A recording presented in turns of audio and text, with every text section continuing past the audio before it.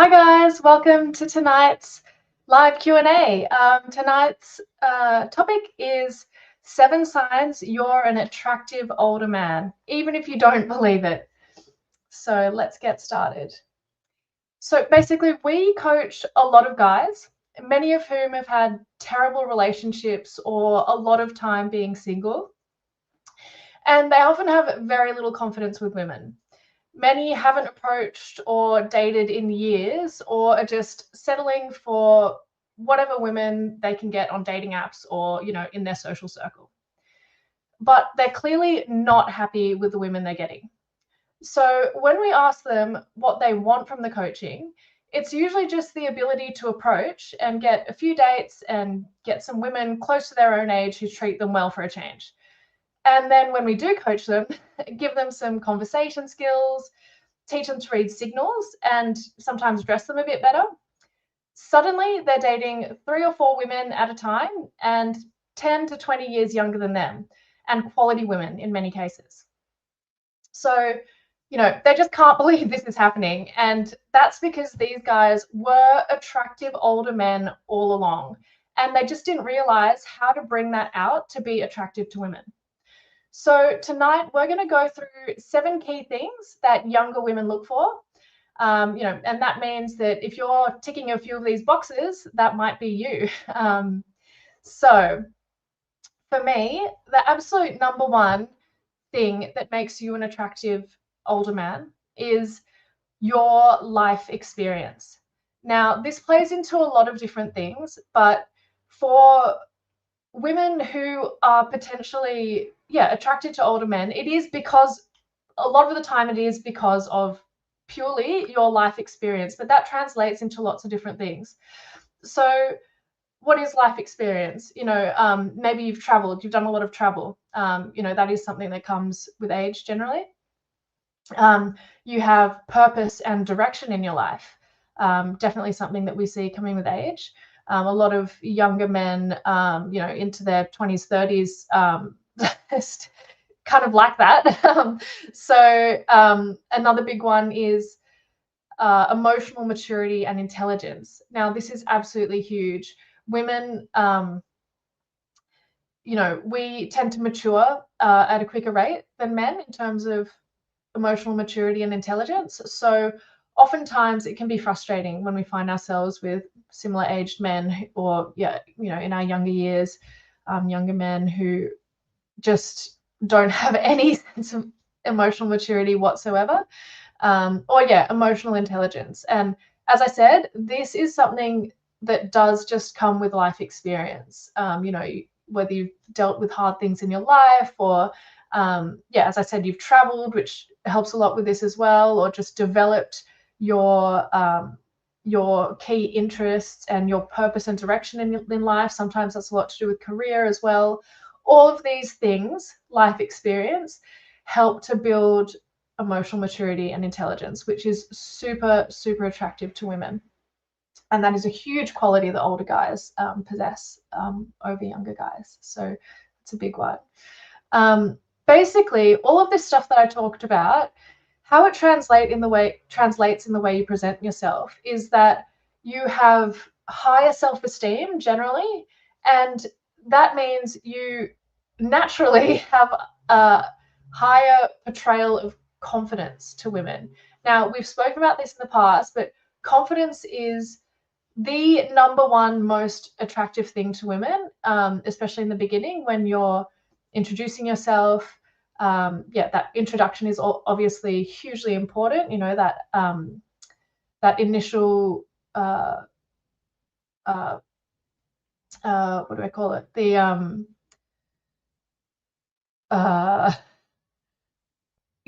first impression. That's what it is. The first impression that you create with a woman. Confidence is so, so, so huge for that. And now we know that the first impression that you make with someone generally lasts, and a lot of it is subconscious. So, whether we like to admit it or not, people, women, but all people do make subconscious judgments on every new person they meet, based on a lot of things. And most of it is nonverbal. So when you have life experience, you have higher self-esteem and higher emotional maturity and intelligence, all these things I was speaking about, you come across as more confident naturally. So all of your body language portrays that, and that is hugely, hugely attractive to women. Confidence is absolutely key.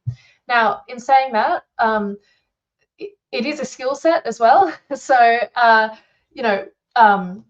your approach skills, your conversation skills, and your body language on approach, all of that stuff can be learnt in a way that makes you feel confident in that. And it comes across as confident to women as well. But for you attractive older men, oftentimes you guys have this on your side to begin with. You just don't know how to bring it out. So this is some of the stuff we're going to be talking about tonight. So I'm going to be welcoming James in just a moment. We're going to go through some of these, the 7 things for you guys. But first of all, I'll just welcome some of our regulars who are here. Hi, Ralph. Hi, guys. Feel free to put in the chat anyone who's here who's a regular. We love seeing you guys back here all the time. And as we're going along tonight as well, if you guys have any questions that you want to chuck in the chat for us, James and I are going to be referring to those throughout the night. So we're going to give you as much help as we can for any specific questions you have. Hi, David. So yeah, chuck those in the chat as we're going along, and we'll try and do a bit of a Q&A after each of the points that we go through tonight. Give you guys as much help as we can there. Hey, Peter. Hi, James. Oh, I think you're muted, James. You can't hear you. There we go. You can see me, but you can't hear me. So, yeah, Tess and I don't talk about this before we start. So what I heard most of what you said, but what was the actual headline of your first point? Okay, so it was a little bit complicated. Sorry, guys. I was going into a lot of different things there, but it all kind of interrelates. For me, I put it down to simply life experience. And James, I was talking about how life experience, which may have come from, travel, career progression, so having like purpose and direction in life, but also just building emotional maturity and intelligence with age. All of that stuff is super attractive to women, but also what it does is it translates to higher self-esteem and higher confidence, which is the most attractive thing to women, especially on the initial approach, the first impression that you create. But yeah, in everything as well, confidence is huge. So yeah, but it comes down to basically your life experience. Absolutely. Well, that's a fantastic introduction. What Tess said, I suppose I've divided that over a number of different issues. So yeah, if anyone's got any questions about what Tess said, we love your questions. That's where you get the most value of all. While we're waiting for your questions, I'll hop into my number 1. Tess will have her list of 7. I'll have her list of 7. As usual, I've managed to get a few more. Okay, my number 1, which is going to be probably interesting to some guys, is previous relationship experience. Yeah, long-term relationships are hard. They're really hard. And I've had some great women in my life. I've had some women who weren't great. It doesn't matter how wonderful the woman is. If you're living with a girl and, spending all this time with a girl, yeah, because if you look at our crazy sort of white Asian, wealthy person cultures, obviously lots of other people are wealthy too. It's like you get married, you live all away from everyone else. You're totally dependent for raising the kids. There's not that much contact with family. We're all about money, money, money, status, status, status. If you compare us to pretty much anywhere else in the world, particularly, people who live in villages, people who live in Latino countries, Europe. It's just crazy the way us Americans, Australians, Canadians, English live. So yeah, when you're stuck there and you're totally dependent on someone for your sex, your companionship, your They've got to be a good person. You've got to be sexually attracted to them. You've got to have a lot in common. Hopefully, if you're looking for a woman, you're looking for a woman who might be a good mother as well. Someone's got to tick so many boxes before you have a great long-term relationship. Then obviously with women, they have their ups and downs with hormones. So, so a woman really values a guy who's had a few knocks and bruises, and a lot of guys who've been married before, or even guys with kids, they're like, oh man, how am I going to get a woman? And the women my age, whatever, I'm not necessarily into them, or, how am I going to get a woman I'm really attracted to? I'm like, yeah, you've got this thing that's so rare and valuable in today's age. You probably had some bad relationships and you learnt from them. I certainly have. I'm a dramatically better boyfriend, in my 40s and certainly 50s than I ever would have been in my 20s or 30s. Some other points, what a good woman looks like. So one of the biggest insecurities of a lot of the most high quality women is if they do get the guy they're really attracted to and he's still in his 20s, let alone even 30s, it's like, whoa, look at that one. And you forget all about this one and you go straight after that one, even though that one might be just yuck, horrible person, but she's whatever. Your testosterone makes you want her badly. Whereas with a bit of life experience, you won't necessarily make these mistakes as much. Tess, did you have anything you wanted to add to that at this point? Yeah, no, definitely. I absolutely agree with this, Jay. I think, like I said, previous life experience also means hopefully relationship experience. And what it gives you is more insight into female psychology as well, which is huge. So if you've had long-term relationships, you've probably, you've seen the ups and downs, you just haven't just had the honeymoon phase, you've been through the full progression of a relationship. You've seen some of the tests that women do, but, in the early stages, but also in a relationship. So relationship experience is absolutely gold. Because you hopefully would have a higher understanding of female psychology. Yeah, absolutely.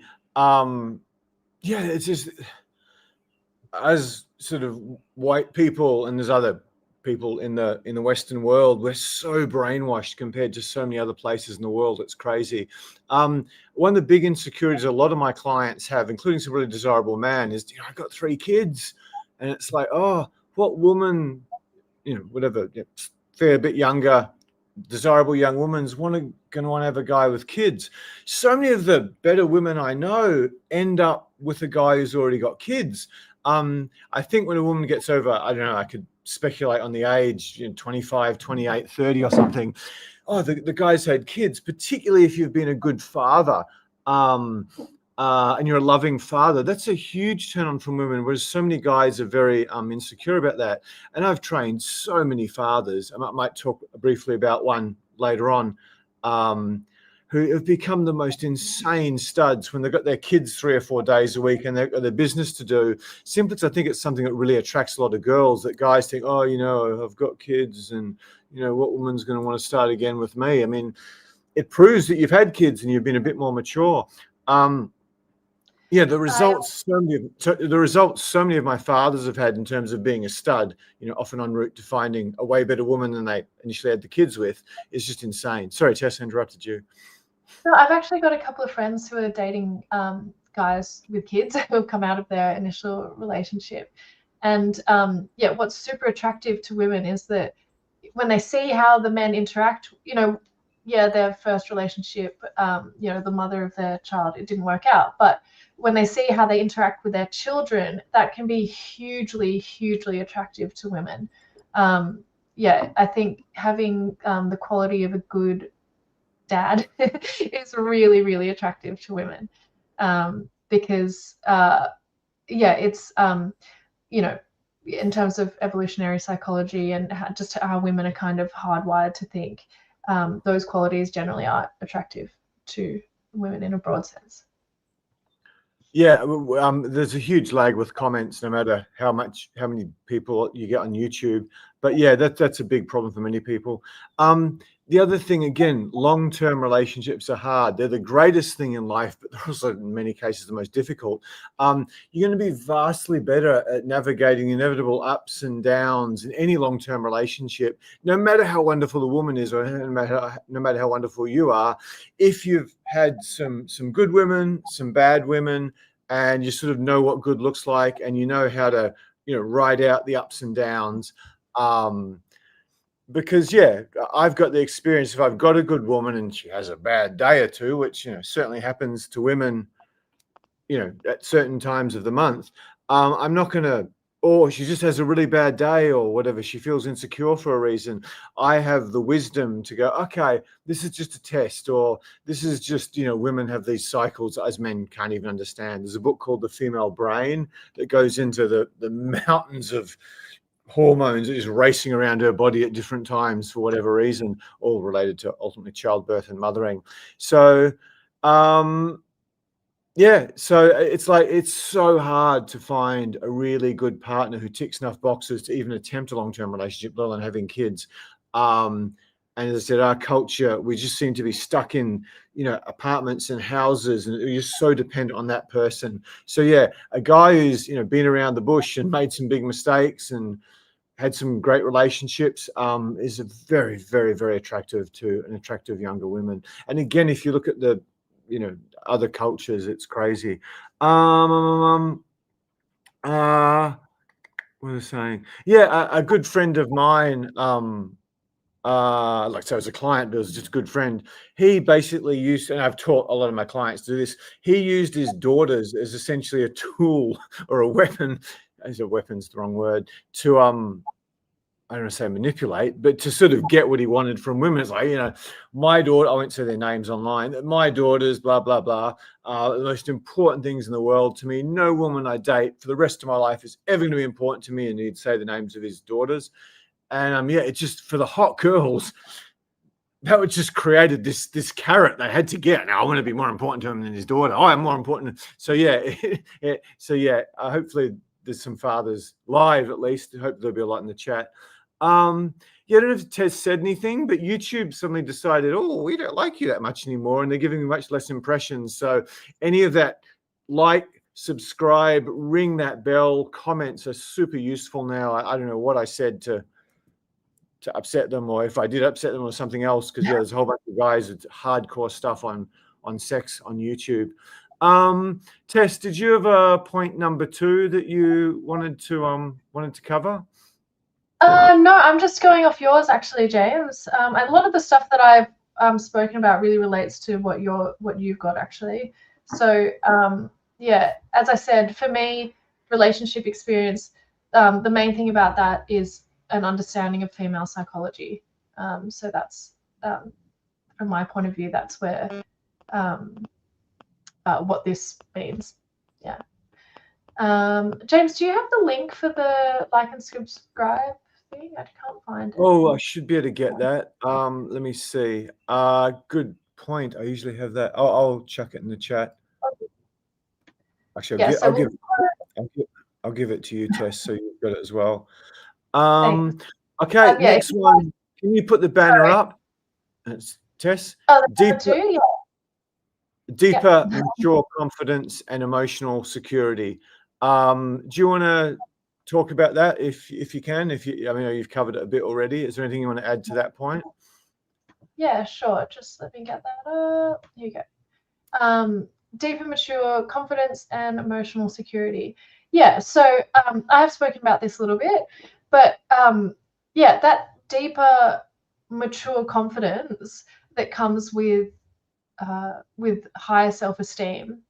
As I said, this is something that you can learn, absolutely. You can learn the skills to come across that way. But if you have this already and you just need to kind of fine tune how to bring it out, that is a huge advantage, a huge, huge, huge advantage. So this is definitely something that you naturally develop with age and life experience, generally speaking. So yeah, that deeper, mature confidence to women is undeniably attractive. it's the way you carry yourself. It's that self-assuredness. It's not caring about what other people think of you, because yeah, you know who you are. It's that self-esteem.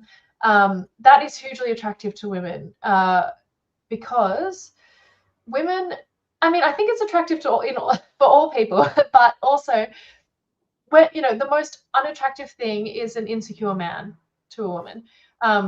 You know, it's when you're meeting someone for the first time,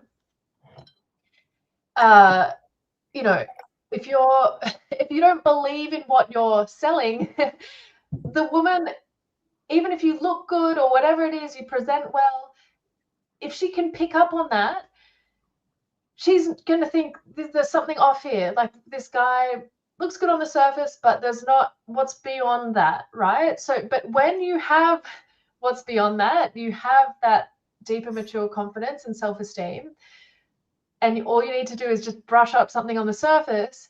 There are no questions. Like, women, if you present yourself well to begin with, she's like, yeah, ticking all the boxes. Yeah, this guy believes in what he's selling. Self-esteem, you know, and yeah, and it just comes across to women really well. And then emotional security. Obviously, this plays into emotional security, but you know, women, as James has mentioned, we, you know, our emotions can be turbulent. We are emotional creatures.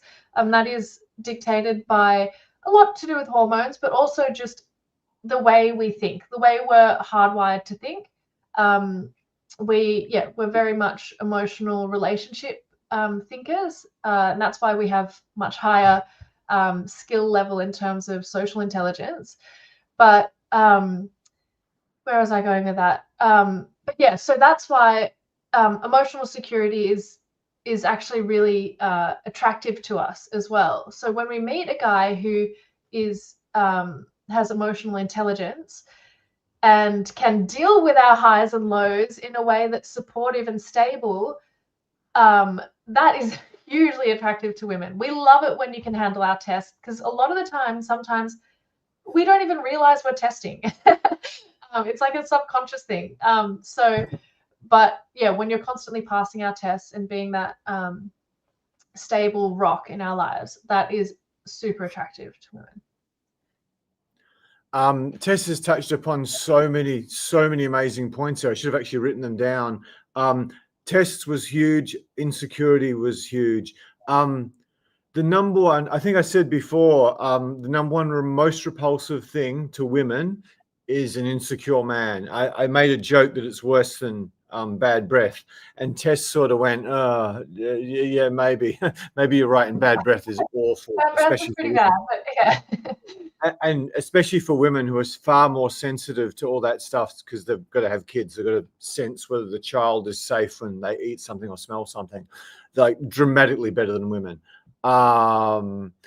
So yeah, one of the points was insecurity. Yeah, one of the reasons women test so relentlessly, particularly in the early days and constantly, is because so many of the tests, when you approach a girl or you're dating a girl or trying to sleep with a girl, especially, or at early stages of a relationship with a girl or later in a relationship with a girl, so much of that is just making sure that you're that confident alpha male. I don't mean like a cage fighter who makes a lot of money. I mean an alpha male.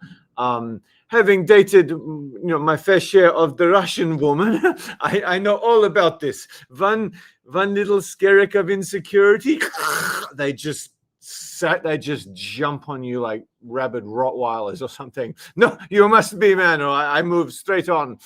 And yeah, the other joke, the Russian girl. What point is handsome man? What do I need handsome for? I need man. So yeah, and you get this when you've got a bit of confidence and emotional security. Okay, like in my early 30s, my whole life was basically about playing sport, making money, and drinking, showing how much you could drink to be popular. But I became pretty bloody successful by most people's standards, late 20s and early 30s. And then I had a fight with the company, and it was like, I thought the world was coming to an end. I thought, I've got no purpose here. Briefly in my 20s, I was working for a company where I wasn't happy with their morals. And there was a period where I didn't have a job and I was unemployed. And I remember sitting in the bathroom just going, my life's over, my life's over, my life's over. Because of this, one pretty bad setback. That turned out to be one of the best things that ever happened to me. So I got a job in sales and whatever.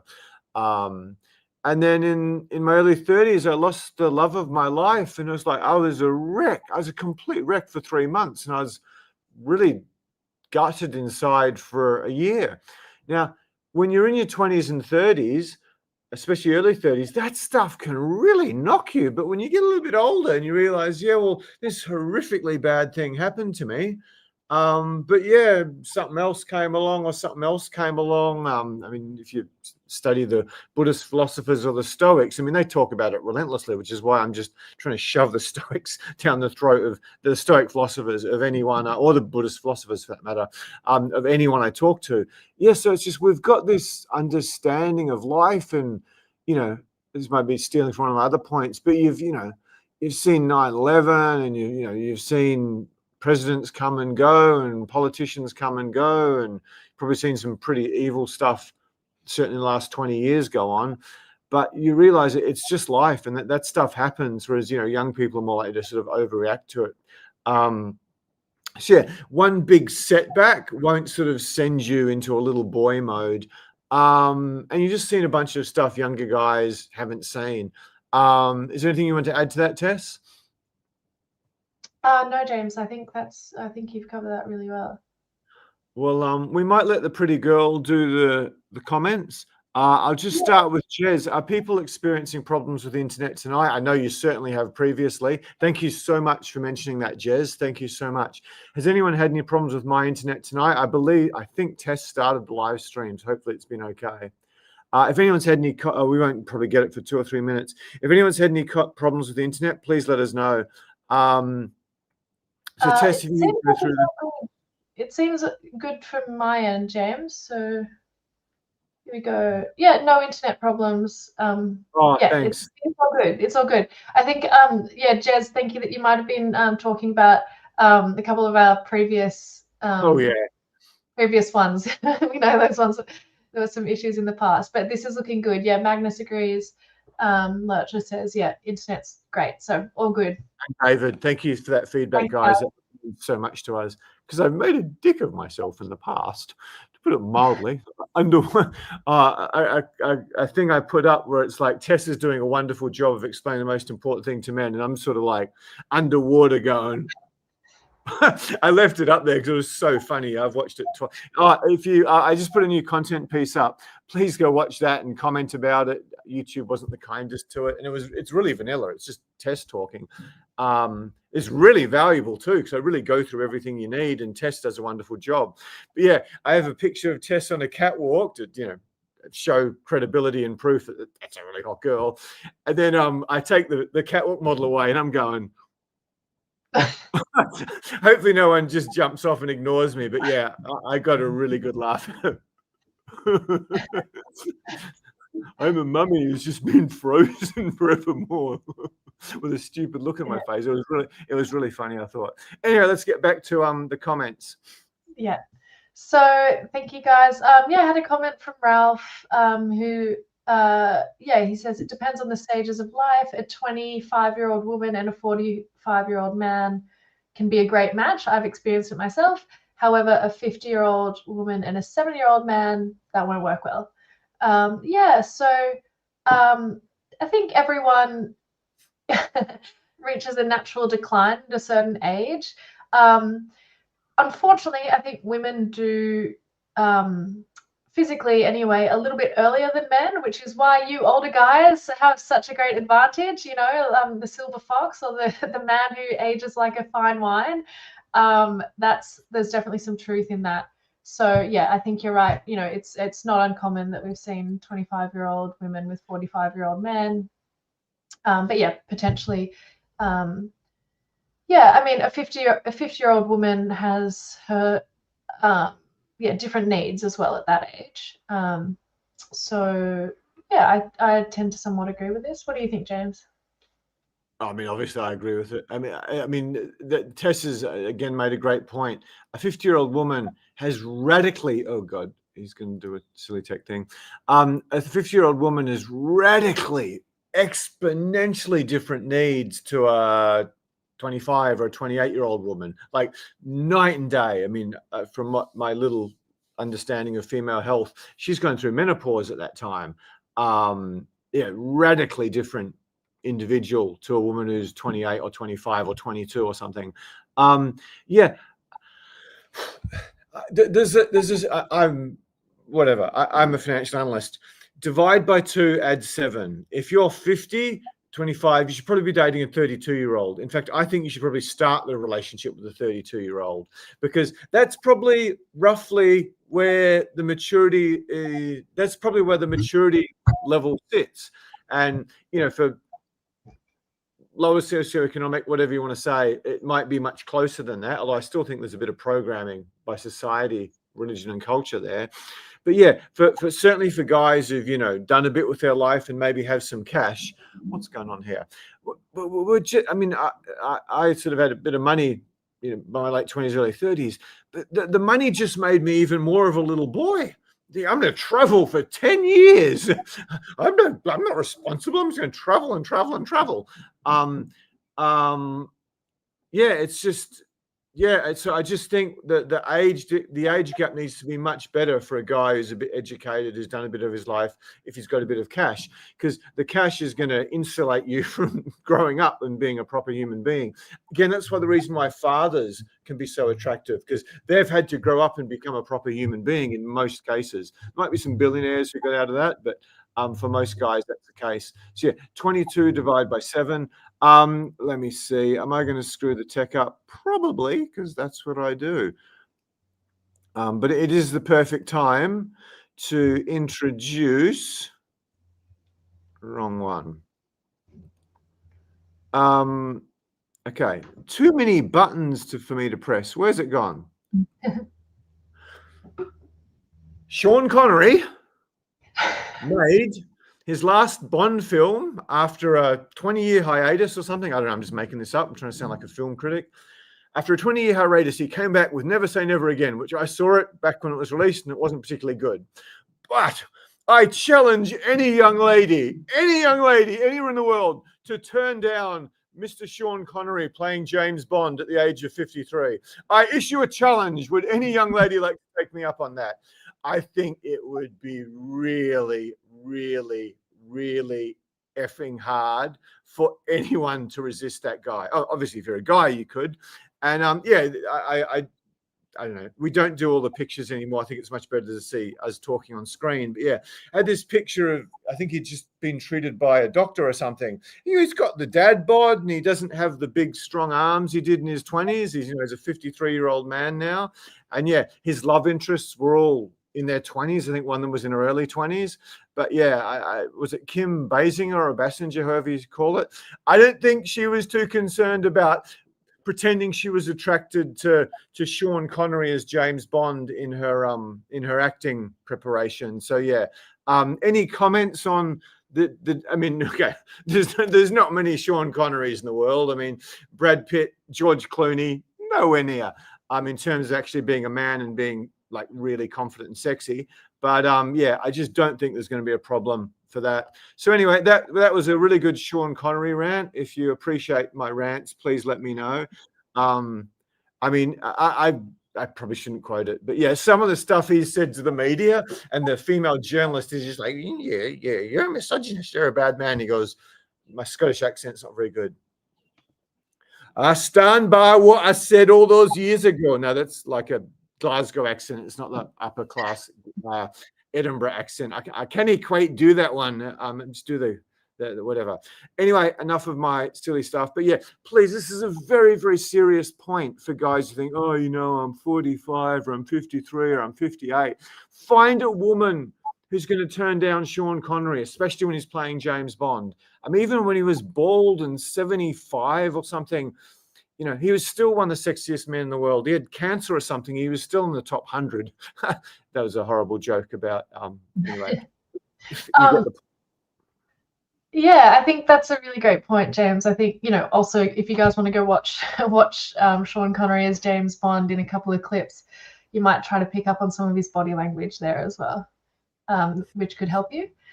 We've got a comment from Jez who says, I'm 65. I'm doing better than I ever have. Young women are available to me. It's easy.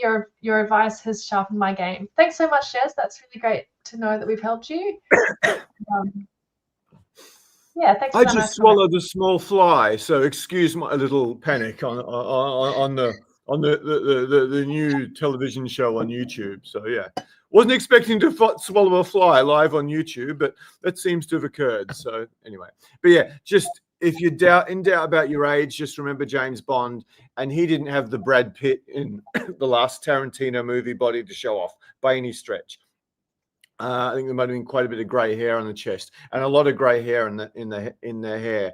There's a lot of grey hair in the hair. Sorry, this thing's tickling my throat. We're not AI, by the way. If anyone's watching in the future, we are not AI.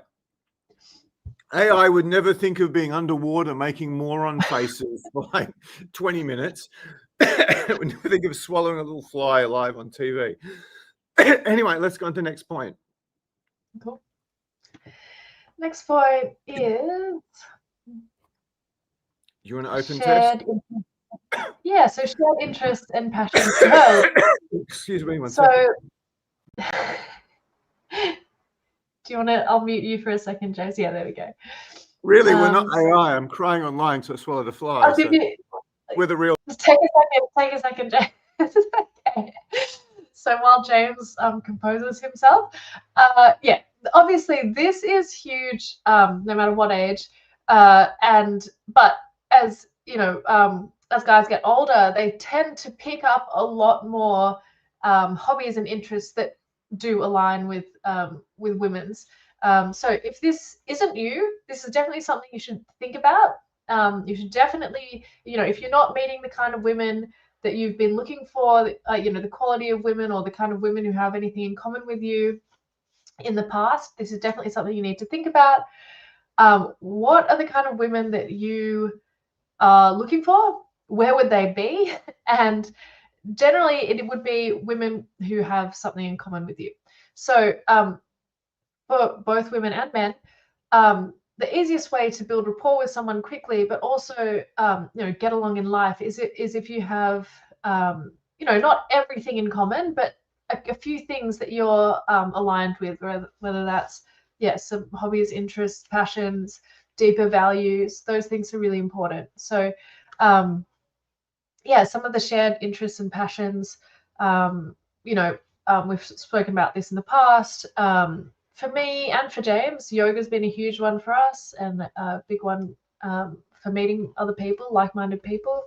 But yeah, whether it's you're a part of a running club, that you're also meeting other women who are health and fitness oriented, or a book club if you're into books and literature, what are some other examples you have, James? Oh wait, James, you're muted. You got to unmute yourself. No AI that creates influencers is going to think of unmuting yourself as well as swallowing flies and being underwater. So yeah. Anyway, it's not really for me to tell guys. I mean, there's lots of hot girls at Pilates. There's lots of hot girls at cafes near where there's fashion shopping, especially if there's an expensive shoe store that sells red-soled shoes. You tend to get a lot of hot girls there. Some of them maybe a little bit much plastic in their face. But yeah, so it's where are the women you want to meet, which I've talked about repeatedly on this. So I don't want to go too deep into this. But yeah, yoga, Pilates, most things to do with art. Every hot girl is convinced she's some sort of an artist. I shouldn't say every hot girl, that's not fair. But a lot of them think they've got some artistic streak, which is why they don't want to do normal person jobs. Actually, I'll talk about it in a second. I'll get votes. Who wants a story about how difficult it is to date hot girls and how their mind is just so divorced from reality? If I get a few yeses to this, I'll tell you the story, but we'll get on with the promised programming first. Yeah, shared interests and passions to her are huge. They are huge. You can't be insecure. You got to be confident. You got to present somewhat okay.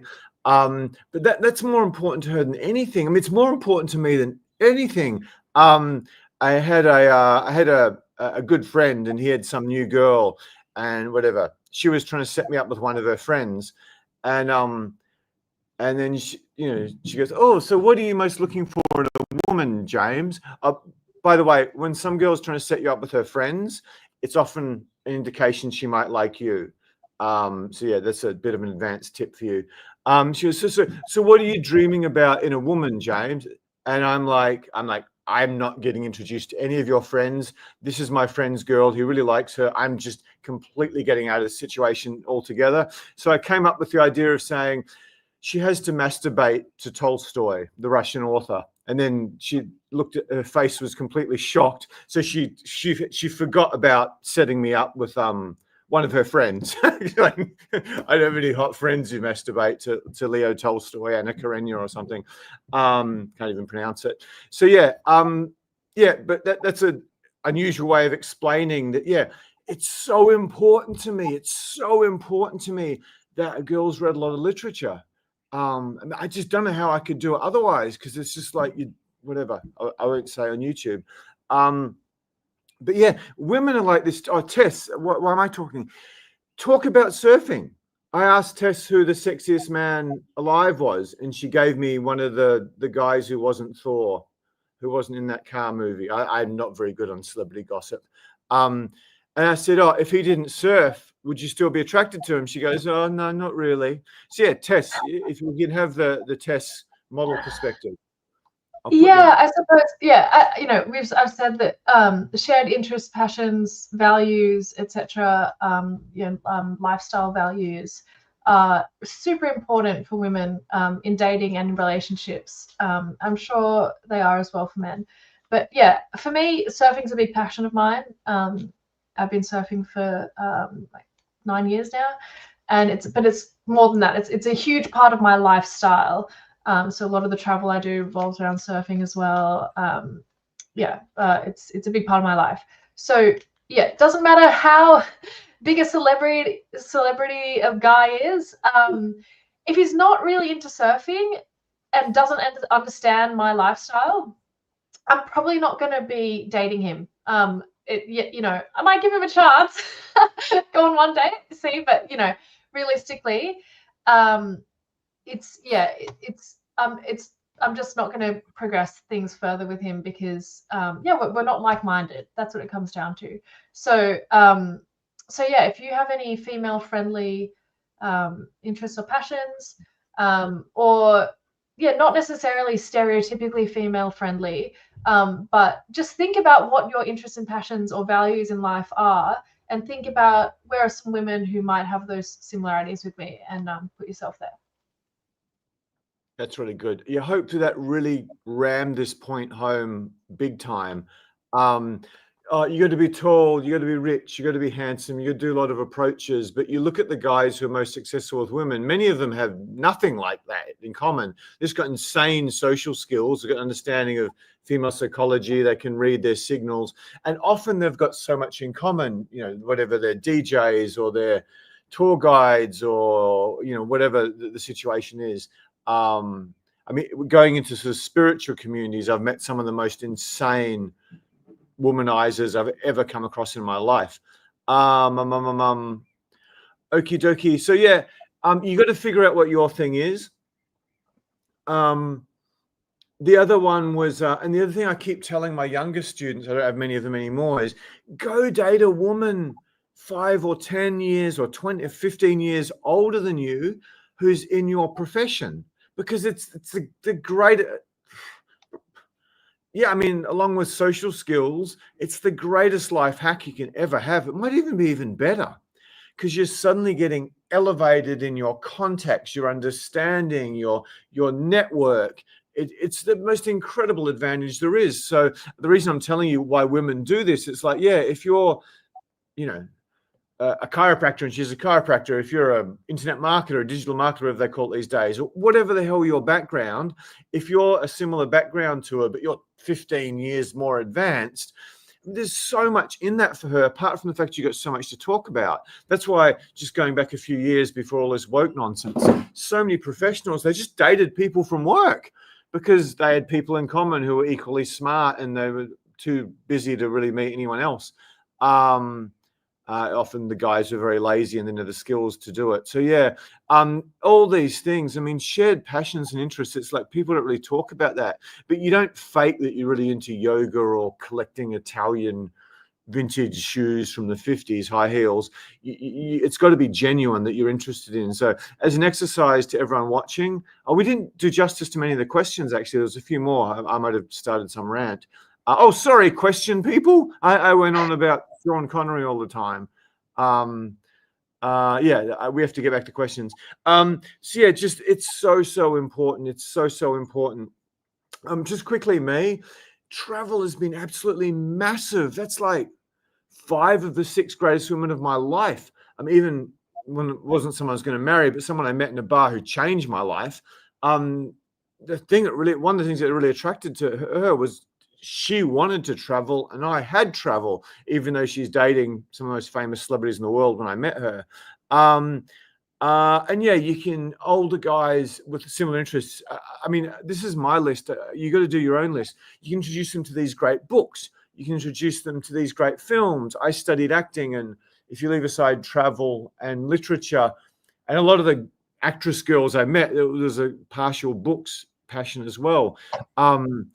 A girl I didn't date, so I was too hopeless. I mean, basketball or playing sport was such a big passion of mine. So what are your passions? What are your passions? And if you're sort of better at it or more advanced at it than a young woman you meet, that's such an incredible advantage. And just quickly, if you look at most of the women I've slept in my life, they've just been through my top 3 or 4 interests. You know, there's been a few in bars and the odd sort of I'm sitting beside them on a beach or street approach or something, but it's nearly all girls related to my interests. So yeah, we might just, can you do 1 or 2 of the comments, please? Yeah, we had a lot of yeses come through, James, for your story.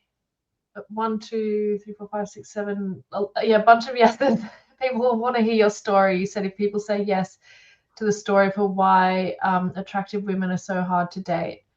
So I think people want that. But let's have a look at some of these comments. Earlier, Ralph said, confidence, maturity, and life experience is definitely huge. And staying in shape, women have become very picky. Yeah, thanks for agreeing with us there, Ralph. And yeah, we're going to talk a little bit more about staying in shape a little bit later. So do you want to leave it for then, James? So that's probably we've got a couple of other comments. Yeah. And what else here? Hank's got a question. Do you agree with the views of red pill influencers like Tate and Myron Gaines, who argue that social media has made women incredibly entitled, where you have women who are 5s wanting 9s, etc.? Hank, that is an exceptional question. I'm contradicting myself. We might pause the questions there. I might deliver my story and we might come back to that. I probably want to give 1 more point before I get into that, because we could get carried away there. Because that's a great question in today's world. That's a fantastic question. Yeah. So what are they? Oh, they want the story about entitled women. Okay. I've never really told this. I've just thought it.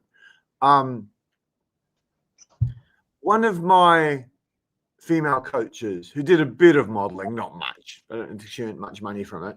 But yeah, she's hot. And she's, you know, very attractive, obviously, and she's very sexy. She'd managed to survive between this guy, that guy, subsidizing her lifestyle, social coach giving her, you know, work most weekends, you know, reasonably well paid, but probably not enough to live anywhere comfortably in Sydney, plus the odd modeling gig, which I don't think there was that many of them. So yeah, I can't remember what age she made it to, but it would have been at least 26, 27, without ever doing a day's work in her life. I mean, she might have been paid 3 times as much as anyone else to sell expensive men's business shirts. So the girl had no clue about what work was. Anyway, she gets a job at a travel agent because she really loves travel. And she was talking to me on the phone. She's like, "Oh my God, it's so bad. It's so bad. You have to wake up early in the morning. That you have to be there at like 8:30 every day. And if you're late, they tell you off. It's terrible. And they give you all this work to do. There's just so much work. And then you get these people complaining because their travel bookings have screwed up and they don't pay you very much commission. So there's not really much incentive to work very hard. But then they don't pay you very much wages. How do people survive? This is just awful. I don't think I can do it much longer." And she's only been like 8 days into the job and she's having a meltdown. It's like, what?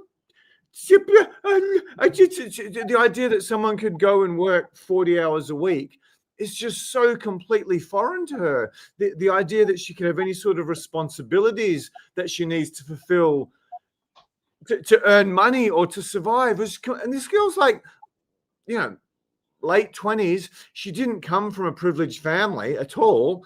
I'm just like, how can anyone be so removed from reality? It was like the most horrible, disgusting, spoilt rich kid.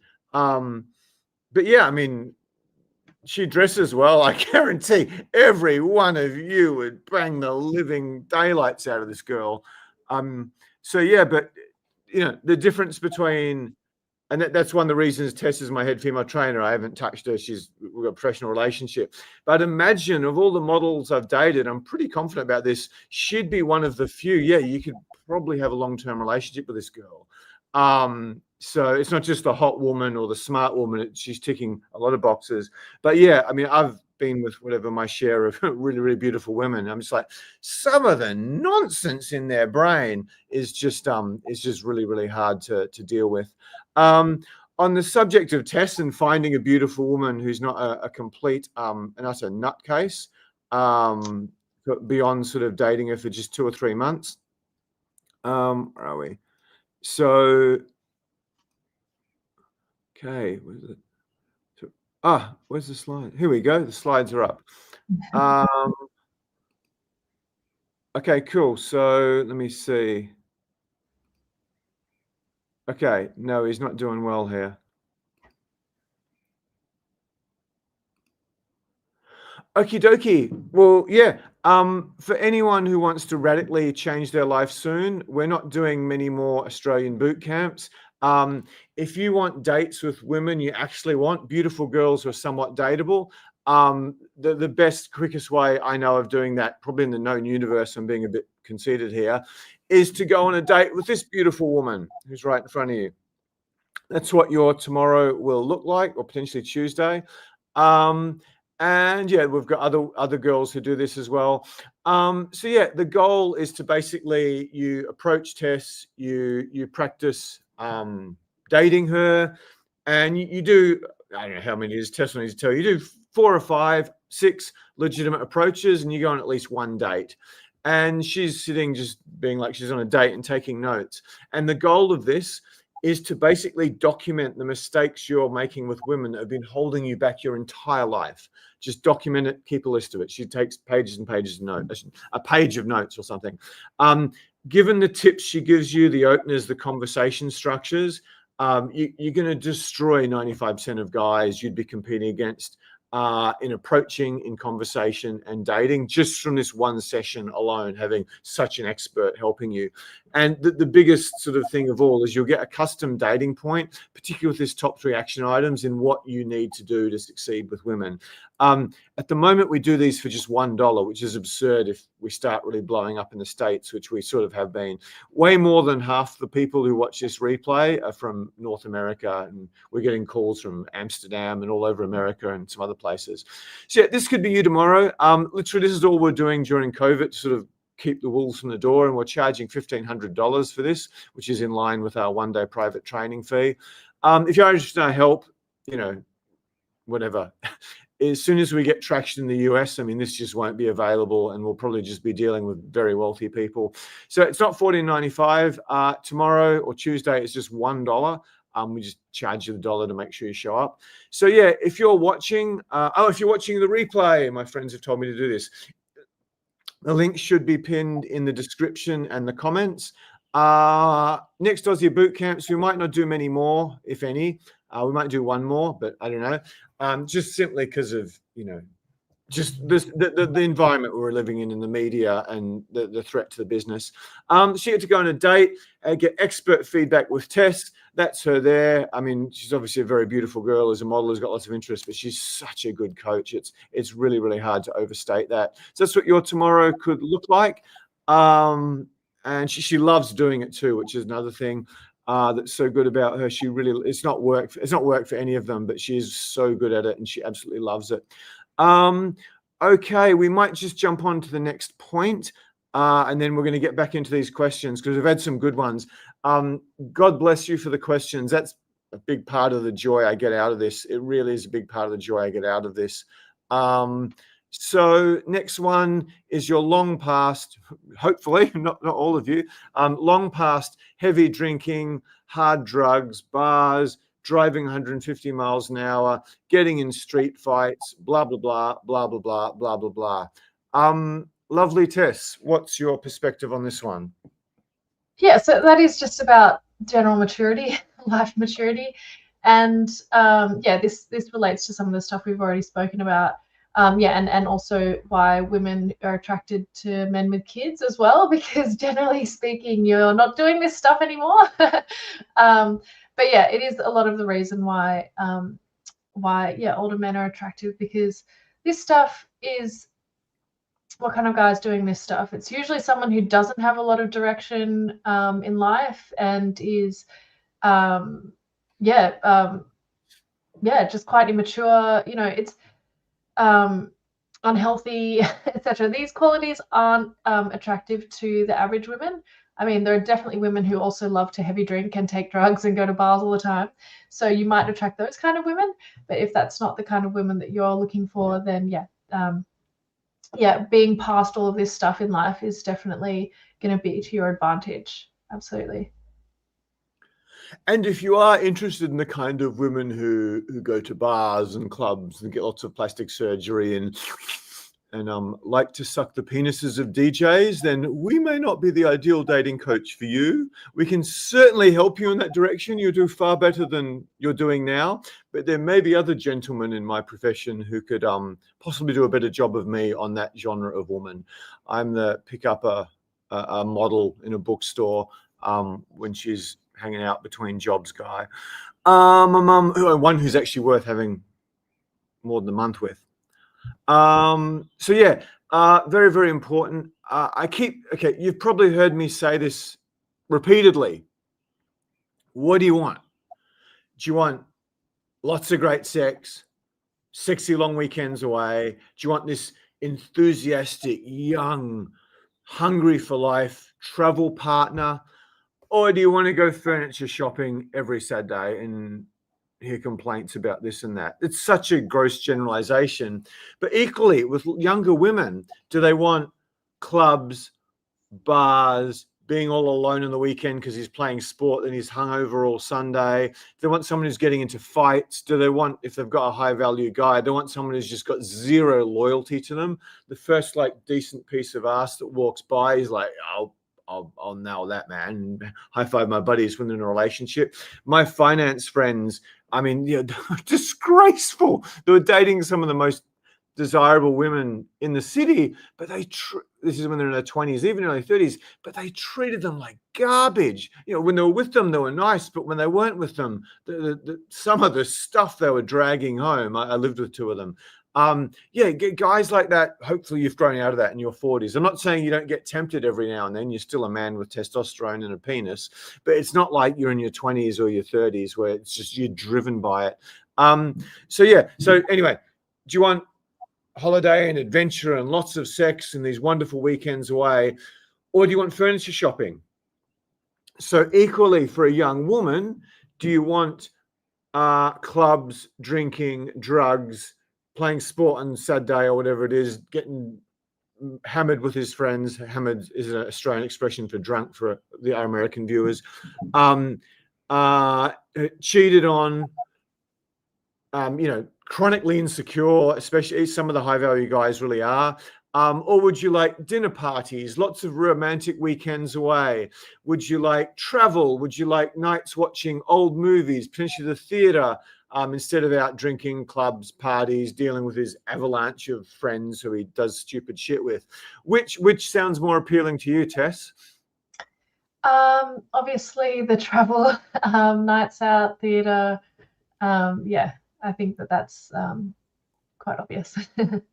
I rest my case. So yeah, I'm really trying to drum into your head, guys. It's not just beautiful women, it's beautiful younger women want older guys, apart from the bogany sort of snort cloak, sort of a chase athletes and DJs and stuff.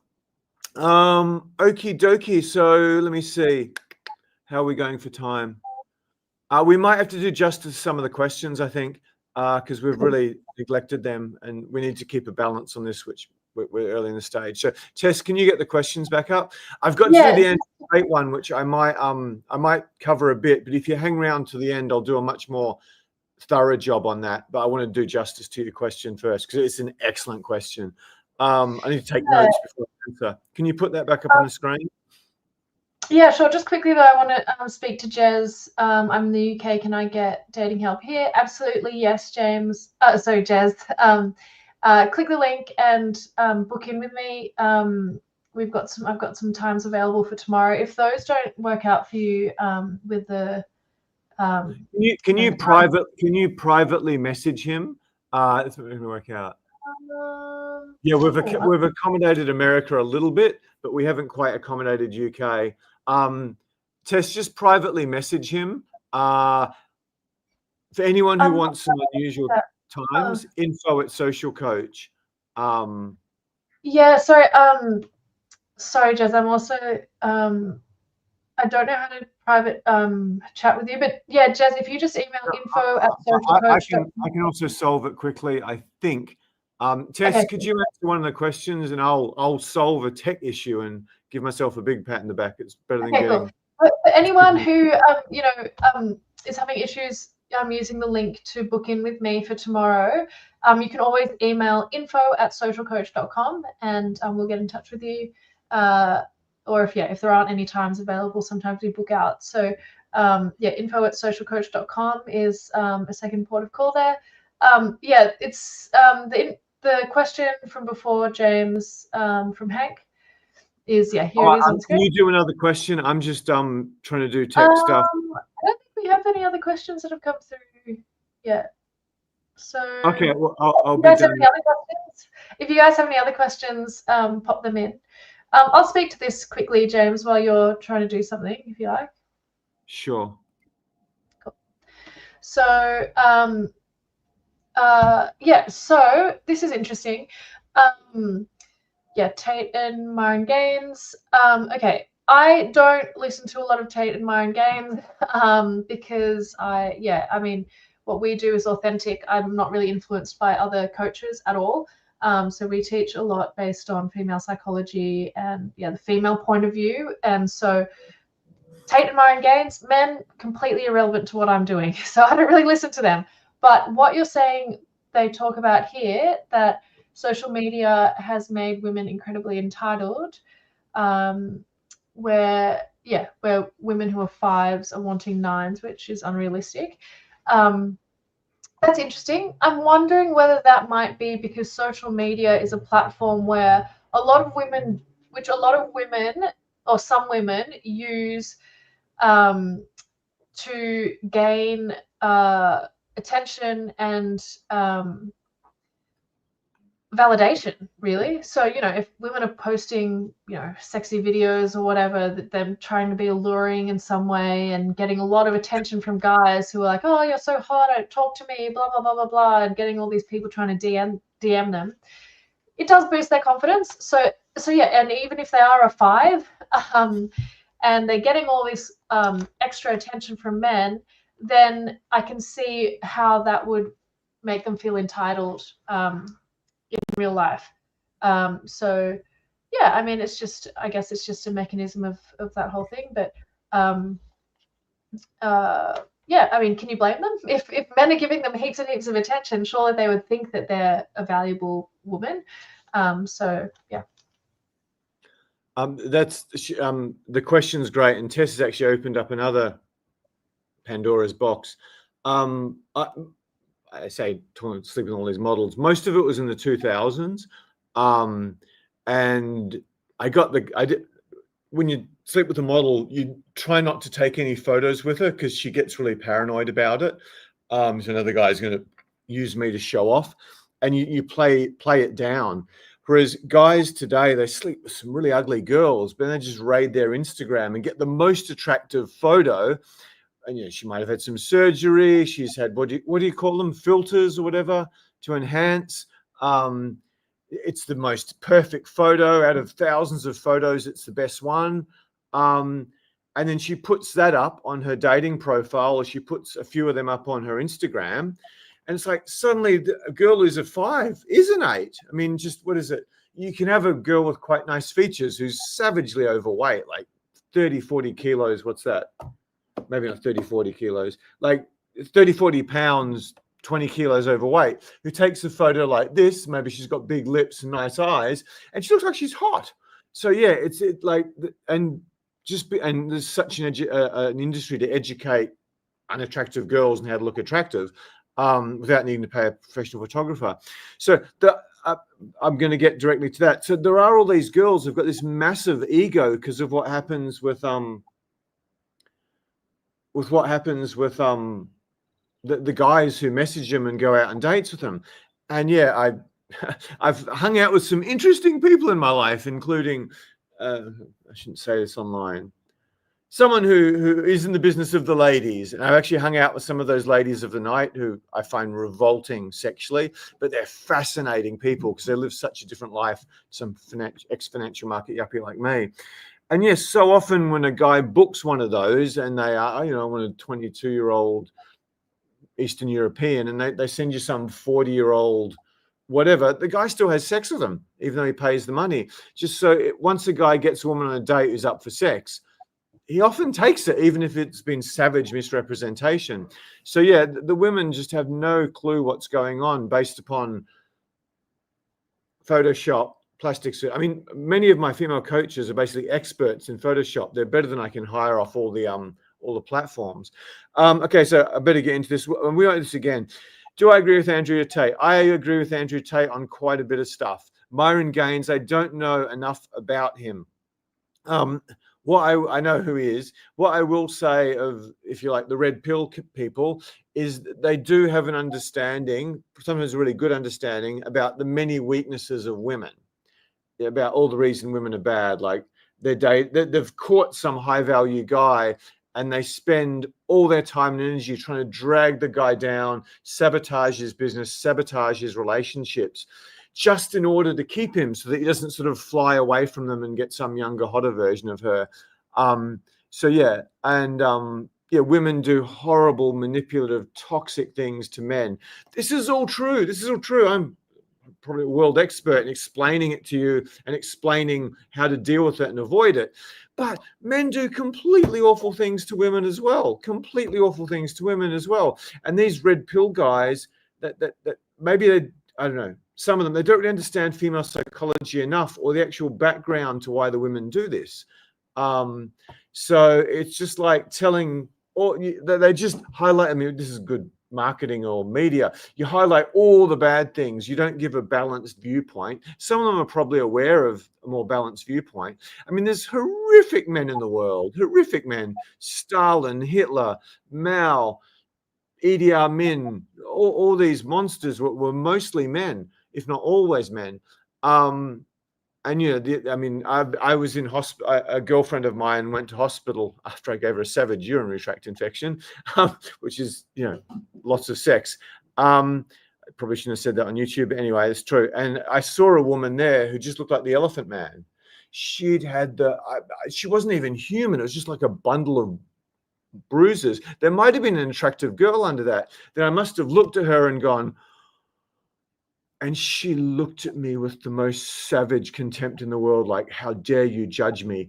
But yeah, I mean, men do this to, I mean, in Russia, a country I go on about, I think 50,000 women a year are murdered by men. How do you use your fists to murder a woman? I couldn't even give one a black eye, let alone murder her. But yeah, so men are horrible too. So I don't think they see that, or if they do, they don't put that forward. And yeah, but they are right about a lot of stuff. They are right about a lot of stuff. Tess?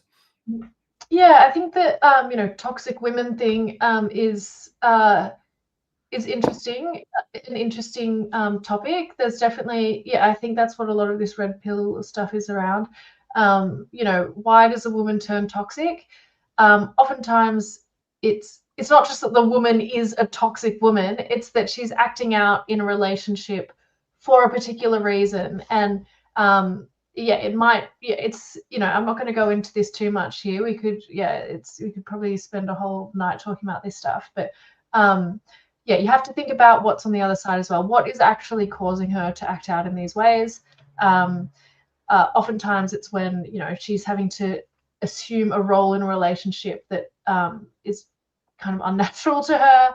Often when women are having to wear the pants in the relationship, whether that means she's like, the accountant, or she's making the all the sexual advances and having to do all the planning, make all the decisions, do all of this stuff where she's taking on all of this stuff that's like should be more traditionally a masculine role. It actually takes away from her femininity, and that's when she can start to become toxic, and it comes from frustration. So we won't go too much into it, but that's what I have to say about this.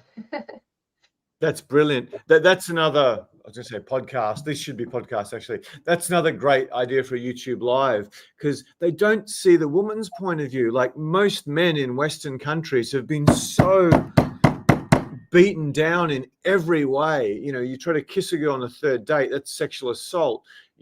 Toxic masculinity, don't do this, don't do it. Just, I mean, imagine being a young boy, imagine having, I hopefully experience it. Imagine being a father of a young boy today, growing up in the West. It's asinine. So it's a stupid big word for YouTube. It's completely crazy. It's nonsensical. You're not allowed to be a man anymore. It's like a crime. So when women get into relationships with men like this, they're like, what the F's going on here? I thought you were a man and you look pretty good and you make some cash and you're a bit charming at the start and there's not much else going. And not just you're not the man, she might have met you when she's, could still get quite a few other guys. And a few years later, she's not quite as desirable. And they just go savage on guys. But because men in our culture have been so completely emasculated, a lot of probably sweet, very, very dateable women are just turning into monsters. And I get guys coming on my boot camp who've consumed this stuff and she was a bitch, she was effing toxic cow, and I can't believe she did this to me. And I see them approach my female trainers, or see them talk to female trainers, or see them take a lead in a situation. I'm like, dude, no wonder you're not even remotely a man. You might weigh 225 pounds and have a great jawline and make $500,000 a year, but you're just not a man to women. You're just not a man to women. So Andrew Tate, I don't agree with him on everything, but he's right on a lot of stuff. He's chasing a completely different genre of woman to me. He likes the sort of plastic faces and the fancy girls. I'm more into the yogis and the book readers.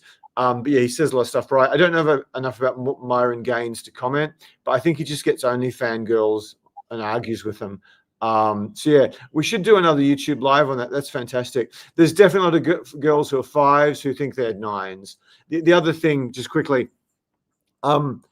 this should be, if I ever become a dating coach for women, I've slept with a fair number of girls. It's not Wilt Chamberlain. It's not in the thousands. It's, whatever. It's certainly in 3 figures, but it's not vast. It's not nothing special. There's some cute barmen who slept with more girls than me.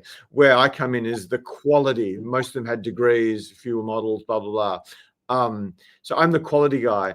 But if you look at every woman I've been with in my life, there's really only 3 I ever took seriously. And women don't understand this. They don't understand this. They made a mistake. They were never smart enough. They were never hot enough. They were never feminine enough.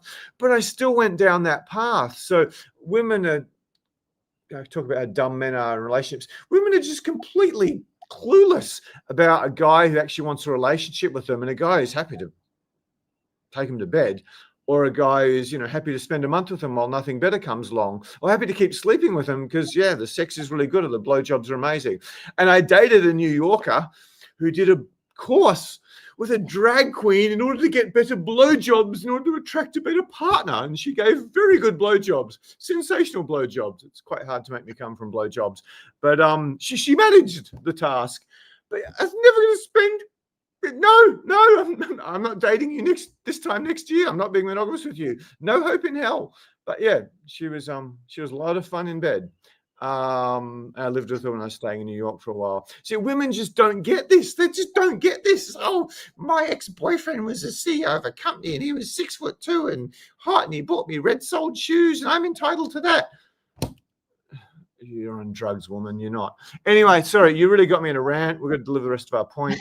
No one left. So could my regulars give my rants a rating out of 10? Because I've got to get better at judging them. So yeah, I don't know. I think this is really useful. But again, I'm trained to pitch at a level of my clients who are, you know, probably a long way above a YouTube audience in terms of their knowledge and understanding.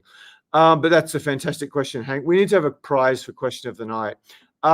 Without further ado, a Christian English gentleman who is heir to an extraordinary fortune, one of the world's most famous fortunes.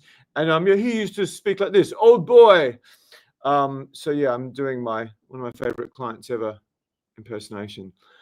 Okay, so we've done that. Is there anything else we're going to do on this one? I think we covered this one pretty well.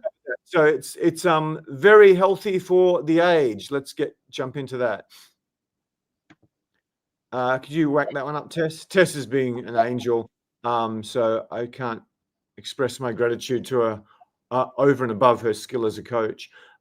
She's this super hot girl who paraglides, was a model in her 20s, surfs. I don't know, completely different to many other Australian girls, can also do pretty good tech support. So thank you very much. Muchas gracias. So very healthy for age. Tess, do you want to start with this? Yeah. So obviously, you older guys who keep in shape and are interested in health and fitness. This is something that is, like this plays into the last point, guys who are partying and not looking after their bodies, etc. Not exactly attractive to women. So yeah, if you've kept in shape and you're physically active, especially for your age, it shows a lot about who you are as a person. Your self-discipline, your deeper values in life. Obviously, health is always a huge one. It probably means you have high testosterone levels for your age as well. And that all comes through in pheromones, So, in many different, not just on the surface layer, but beneath that, beyond that, being healthy for your age is attractive to women. I just checked. Looks like we've had 2 spots taken. So I don't know how many's left. There might be one very late time that doesn't suit anyone in Australia for the US, but there'll only be 1 or 2 spots taken. So who's that? Look forward to working with Jonathan. My calendar doesn't tell me which city they're from without searching. And Stuart tomorrow. What'll happen is we'll do a quick chat, and then if that goes okay and you're not like a stalker or a weirdo, then we'll pass you on to Tess. We'll charge you the grand sum of $1 for something you'd have to pay $1,500 off the website for. And then, Tess will tear you to pieces and give you a plan and hopefully set you off on a path you'd have never, ever got to before. I honestly don't think there's anything you can do for 45 minutes that will improve your success with women more dramatically than that. I just don't think it is. I've been doing this for 19 years. I'm pretty freaking good at it. And I've put a lot of time and effort into making this girl even more magical than she was when she came to me. Okay, very healthy for age. This is the joy of doing these things. I hope the link's pinned at the top of the chat. If it's not, could you do that? Oh, I didn't say it. For the guy who was in the UK, I've put a separate link where you don't actually book a time. You just give us your email and occupation. So for anyone who doesn't like the times on the website, on Calendly, if you just put your details in there, we'll be in touch very, very shortly. Okay. Actually, you might have to pin it in the chat, James, because yeah, I'm just letting you know I can't do that. Really? Oh wow. That means I Yeah. gotta open this. That's okay. I'll do that. Comments. I'm looking for something that says chat, but it only says comments. It's stressing me out. The comments is the chat. Yeah. Calendar. Okay, so this is the one for tomorrow. Oh, sorry. I meant to pin it, not put it on the screen. Sorry, guys. That's what it looks like. If you pin it, you have to do that through YouTube, not on StreamYard. Oh God, this is horrible. So, okay, yeah, that's I'll do it. So Jez Saunders. The one that doesn't say Calendly is that. We might just put it in again. Tess, can you cut and paste it and just paste it down the bottom? I'll work out how to pin it. Yeah, so it's in the chat again for you. But yeah, I'll coach James on replay. It'll be pinned in the comments and the chat. So you'll get it, no problem there. We better get back to questions too. Sorry guys, we've usually got tech support. We don't tonight. So sorry about that, guys. It's just James and I, myself tonight. It's 100% my fault. Tess raised a whole bunch of really good points.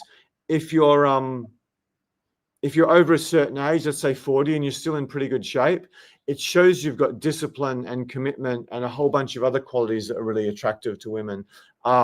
It's also going to maintain your testosterone because of the world we live in, stuff that we're forced to put into our bodies, stuff that's in the sky, stuff that's in our food, stuff that's in the air we breathe, in air conditioning. You walk into a shopping center, they've got their special scent, which I believe is toxic on a scale you can't even fathom. And we've got all these things that just, I read, I haven't fact checked this, but apparently women who do a lot of exercise in Lululemon, which is a great brand, I recommend them to my clients. Apparently that really reduces their chance of fertility and healthy kids because they're exercising so close to their genitals with polyester, which is, I better watch my polyester shorts I go running in. So yeah, we've just been absolutely bludgeoned with stuff that's destroying our testosterone. Male testosterone is just falling off a cliff, completely and utterly falling off a cliff. And it's not because we're not lifting enough weights. It's because just the stuff we're putting in our body. So yeah, testosterone is huge. It shows discipline. So Tess raised a whole bunch of great points there.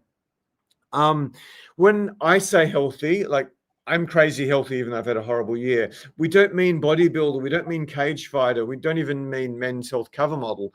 Or even Brad Pitt Fight Club with all the abs. It means you're healthy. It's something that comes from the inside. A good friend of mine was, not very healthy at all. And he was, I got this great face cream off YouTube and it's really helping. It's so fun researching this and getting the product and using it for a while and seeing the results. I'm just like, I haven't put anything on my face since the last time I was living with a girl. I used some of her jojoba oil when I got more sunburnt than I used to. Health comes from the inside. I mean, I'm 54, you big nose cam here, slightly red big nose cam. You could barely find a wrinkle on me anywhere. There's no creams, nothing. I haven't used moisturizer or any of that stuff since I was in my 20s. Health comes from the inside. Testosterone comes from the inside. I got my testosterone measured. I was probably early 40s and I was a vegan at that point. And And yeah, it was extremely high. I said, doctor, you got to repeat this test. I'm a vegan. I haven't lifted a weight since whatever, since Reagan was in, I'm exaggerating here, since the first Bush was president. How can I have this high testosterone? It's just because I hadn't put the garbage into my body that the rest of you had. So yeah, it's just crazy. Yeah, so I honestly think this beard I've got here, I don't think this has hurt me much. It might hurt me with women in their teens, which I'm not really interested in anymore. Took me a while, but I'm there now. Yeah, I just don't think it's hurt me with women over 26, 28. And I think a lot of them find it's a good sign. I mean, whatever. To women, I'm probably quite a high value man because of my confidence, more so than a lot of other metrics you guys might measure, and lack of insecurity. But yeah, I just don't think it's hurt me that much. And I think a lot of you guys who are late 40s, 50s, you probably want to go on your 30. I swear to God, it's helped me much, much more. They're more attracted to me now because of this grey. And it also shows you sort of, the top of your profession, your skill, whatever. And it probably shows you've got positions and status hierarchies as well. It's really had no effect. I'll be careful on YouTube, but yeah, the line, you weren't born last time. You weren't born when the World Trade Centers came down. I used that at some point recently, so you can fill in the gaps from there. To me, I've dated. I should stop saying model. I've dated some models who weren't particularly healthy, but they were young and hot. And there were these hippie girls who are maybe not as beautiful, definitely not as beautiful, but much, much more sexy, much, much more sexy than the staggeringly beautiful girls. I dated one girl who, she claimed to be a high-level tennis player in her teens and 20s, one of the best in the state. And so I played tennis with her, and it's like the first time I saw her without makeup, and when I saw her face after she was running around sweating, it wasn't pretty. It was not pretty. So yeah, healthy. It's the sexiest thing of all, nearly, for both men and women. Women who prefer a guy who's not insecure. So yeah, if you've maintained your health and you're 40 or 50 and you're getting a bit of grey and stuff, you really might not be over it. You really might not be over it at all. And yeah, again, a bit big-headed. I mean, there's women who are naturally attracted to me on site and up close, and because I'm probably an expert, a super expert at reading signals because of sales, public speaking, plus girls and teaching it. I can just tell these women, they're really attracted to me. I'm like, why? I could possibly be your grandfather. I don't know, maybe not. So yeah, health is so important. You got to present yourself. You got to be able to read signals. So the message of all the points tonight, which you didn't hit, if you're ticking 2 or 3 of these boxes, particularly if you're in a big way, let alone more, you probably still are an attractive older man. Grey hair talks about sincerity. The final thing, and I'm just speculating here, I didn't read Darwin. I didn't read this from Darwin. I haven't heard any of the major evolutionary biologists talk about it, psychologists, whatever you want to call it, the Darwinian, whatever, scientists. But I think the fact that I got to this far in life, and I haven't, and I'm still, again, this is quite big-headed, I'm still bonkable by a large percentage of the women if I'm confident I present well. I think women think, oh my God, so hypothetically, this guy's been like that since he was 18 or 22 or 25. So this guy's had like a 30-year breeding period. Now, I don't think any woman I've ever talked to thought this consciously. There might have been one who'd studied this stuff. But yeah, I employed one girl who studied this stuff. I didn't sleep with her.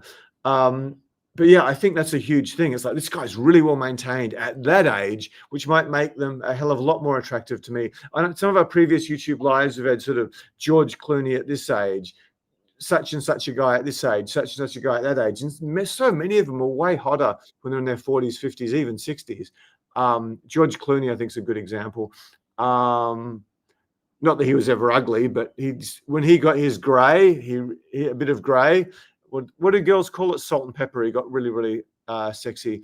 So yeah, any questions? We better get back to them. We did the Andrew Tate one. Tess, we might get back to questions. Yeah, we had, I mean, this one's a bit different, but Magnus is asking if you have any any tips for women. There's probably one for you, James. What are your tips for women in their 40s whose dating lives have slowed drastically? Asking for women friends my age. Dude, you're battling the guy who asked about Andrew Tate. Before I say anything, we just put a new YouTube video up on our main channel, not the lives, starring the wonderful Tess, one of the smartest, most intelligent things she's ever said. There's a fair bit more than 30 of you on last time I checked, unless I've scared some of you away with too long a rant. If you guys could comment on that, like it, just tell YouTube that you appreciate us. It would mean the world to us, because I put a lot of work into that, and it was one of Tess's best things. We ran into internet problems. Thank you, Jez. But yeah, if you guys could comment on that, like it, subscribe, ring the bell, it really could get you many more of these. And this thing, because I've got to pay for this too, this thing being split up and put into bite-sized chunks where you can just watch it again, you know, watch it in 6 months when you've forgotten some of our really good points. So yeah, like, subscribe, ring the bell, just any comments you can do in the YouTube. I sound like a beggar now, but I kind of am, because we're so new to YouTube and I'm not very good at this. Get the button. Look at Tess putting the little like and subscribe thing up for me. And also on our main video, I still haven't found them in StreamYard. This is my favorite piece of technology I've come across in a long time. It's nearly as good as Steve Jobs' Apple products before that great man unfortunately died and the innovation stopped, but they made a lot more money. The Steve Jobs book is quite a good biography. Okay, so yeah, seriously, if you could put some comments, or I really am begging now, because it's going to help you guys nearly as much as Tess and I. If you could say anything nice about a new video, make some more. We love these. Whatever's true to you, to that video that I've just made live. Tess, if you can just go to the YouTube channel and find it and put it in the chat, that would mean the world to us. I mean, if half of you guys did that, that could get a pretty big acceleration of what we do for you for free starting in 2 or 3 weeks, because it's the first new YouTube video we've put up in 3 years nearly. So YouTube's not keen on us. And I'm worried I said something that sort of upset them a little bit. I'm good at saying things that upset people a little bit, but I tell the truth a lot. So once we've done that, let's see the questions. Ralph saying red pill sucks just like blue balls. That's the funniest comment of the night. I don't know if it sucks, because it has done some good. It's opened men's eyes to the problems, because most men, particularly in the West, have got no clue about women or their psychology or why they do what they do. So it's really opened, having gone through a lot of the problems that the red pill documents. I went through it in the 70s and 80s for reasons I won't go into now, in a grand scale, on a grand, epic Hollywood scale. It's opened a lot of men's eyes to the true nature of women, but it's just given you all the negatives, and it's given no balance, and it hasn't explained why women are the way they are and what they want from life and what men want from life. It's just a whole bunch of claiming, is it hypergamous, where they're just constantly going up status hierarchies, horrible, disgusting people who only want to sleep with the top half of 1%. I mean, that's true for a number of girls in their early 20s, but most of them grow out of it. Most of them really grow out of it. And the ones who don't are the stupid ones. Tess has talked, we might as well cover this now. Tess, you've talked very articulately. I said, oh, you know, I'm going to become a dating coach for women, and I'm going to teach them how to get, you know, the hedge fund guys and the private equity guys and the surgeons and the guys with $10, $100 billion businesses. And Tess is like, I don't want any of them. I'm going to be a finance guy. And I'm like, why not? You could get one if you wanted. You'd be a great girlfriend to one of them. She goes, I just don't want one of them. Tess. I mean, yeah, those, you know, superficial things aren't what are really attractive to me at all. And I think a lot of women as well. So yeah, it's not the money, it's not the good looks, it's not the fame and fortune that is attractive to women. Certain things about those things can be attractive to women, but I think as a whole package, yeah, especially for me, I'm not going to date someone just because they're rich or famous or good looking. In fact, you know, like I said before, I wouldn't just date a celebrity for the fact that they're a celebrity if they didn't have anything in common with me. In fact, if they were a celebrity, they'd probably be terrible to date because women just throw themselves at them all the time and they've never learned skills in how to actually date properly and impress women. So, so yeah, same with, you know, potentially super rich guys who've just had gold diggers chasing them forever. They don't meet quality women because the women that are throwing themselves at them are like desperate and gold diggers, and they're not they don't have great values potentially. So things haven't been working for them, and me not being one of those women, those things aren't what are important to me, you know. Having similar interests, values, you know, lifestyle interests, all of those things are what are going to make someone attractive to me and to most high quality women. I've just found the link quickly to that video that you posted, James. I've put that in the chat for anyone who wants to have a look. So yeah, any support you guys can give us on that would be much appreciated. Yeah, I resorted to begging. Yeah, tell YouTube we're helpful and adding something to your life. Just lots of comments, lots of Tessa's wonderful. Anyone who's had Tess as a coach, if you could just say Tessa's amazing, which she is. We're sort of begging a bit now, but yeah, it could determine how many of these you get, how much content we put.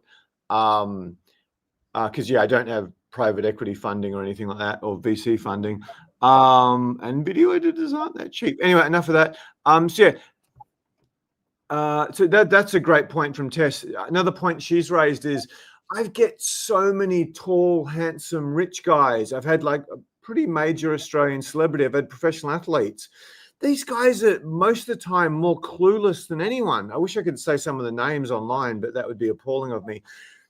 They're just hopeless. They've got no idea. One guy did a boot camp and he spent the whole time talking to my girlfriend at the time. She was terrified of approaching. Then the other guys are out doing approaches and he can't go, James, these girls came up to me and they watched my show all the time. I'm like, so what?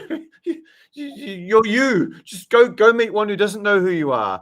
And no sort of sex. And I've coached hedge fund guys, private equity guys who've slept with hundreds of girls already and string of model ex-girlfriends, but they were totally clueless about women. Totally clueless about women. One more time. Yes.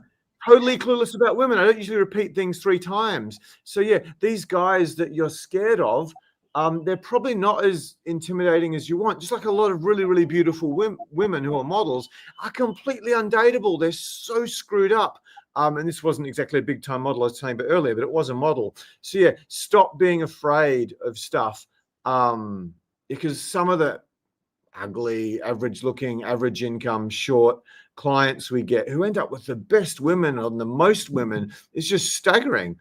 There's no correlation really between certainly being handsome and rich and getting good results in terms of happiness as distinct from a bunch of girls off Tinder. Sorry, Tess, I interrupted you.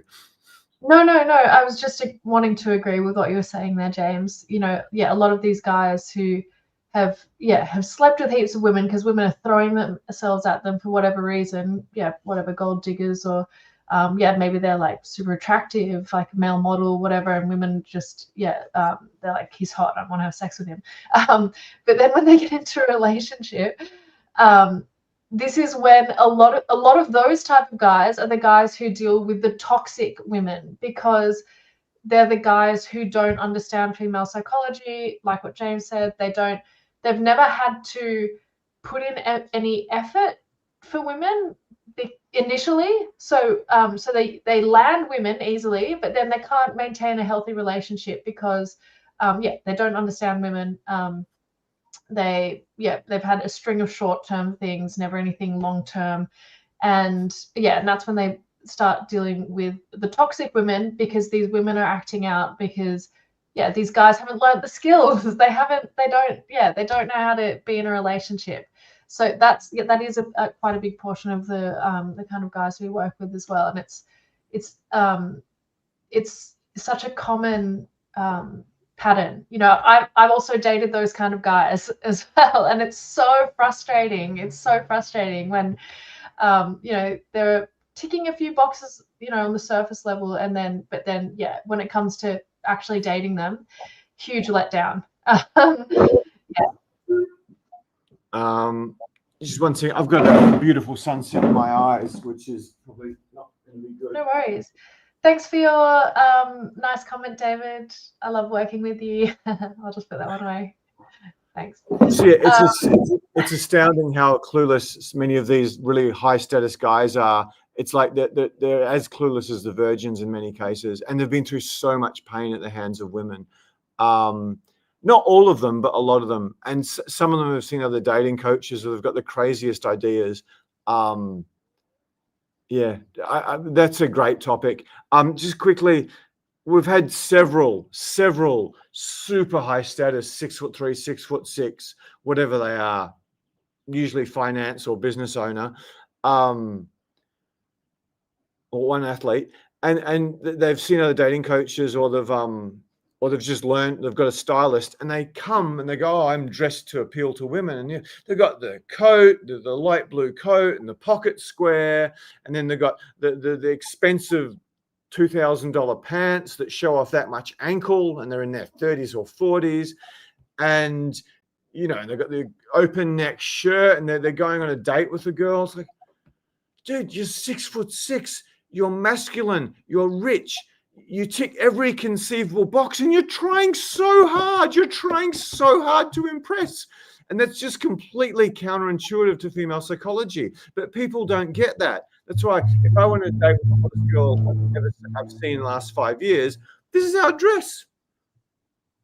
And then I look at the girl, I go, oh, how much effort has she put into her makeup? She's put those lovely earrings. This is some great content you guys are getting. She's put those earrings in. Oh, look, she's showing exactly the right amount of boob, but not being too slutty. You say that on YouTube these days, but she's showing me she's stacked. Oh, look at you can tell that I can tell the attention she's gone to for outfit. I get all the power here, babe. I got all the power. You really want this to work well, don't you? Whereas the guys who are far higher status than me, they're like, I'm so keen on this working well. It's breaking my heart if you don't date me for a second time or something. So, but that's what the girls they really want. With the sort of users, the status hungry girls, they just like sleep with them and go, yeah, I slept with a hedge fund guy who was tall and used to play college basketball or something. So yeah, hopefully that was really, really valuable. I should stop saying that. I sound like a egomaniac. But I mean, I think it's only really my clients have experienced this before YouTube. So please be nice to our new video. Hopefully we'll see a whole bunch of activity in the comments, and ring the bells. We'd better, what point are we up to, Tess? I've forgotten. We've got actually oh, what point? Sorry. Let's go back to here we go, number 6. So we're getting there. Know exactly who you are. Do you want to start with that, Tess? Yeah, so I spoke about this right in the beginning as well. You know, with age, you've figured out what you're doing in life. You've figured out what your values actually are, and you have some self-esteem. Like, you know, you're not worried about what people think about you. You can sell yourself with conviction because you know who you are. You have direction in life. You know, these are all very, very attractive qualities to women. So generally speaking, by the time you're in your 40s, 50s, this is something that hopefully you've achieved. If you still don't know who you are at that age, then I've got some soul searching to do. Some of the things we talked about in the past, like travel can be a big one to help with that. But yeah, any sort of work on yourself as well. You know, you've got to figure this stuff out. But if you have figured it out, super attractive to women. And yeah, just comes back down to self-esteem, really, I think. That's awesome. Oh, I forgot to. Okay, so know exactly who you are. This is huge. I keep asking you guys, would you think you'd be a good boyfriend? Would you want to date yourself in your 20s or in many cases your 30s? And for so many of you, the answer is no, because you knew nothing about women. You probably didn't know how to sleep with them.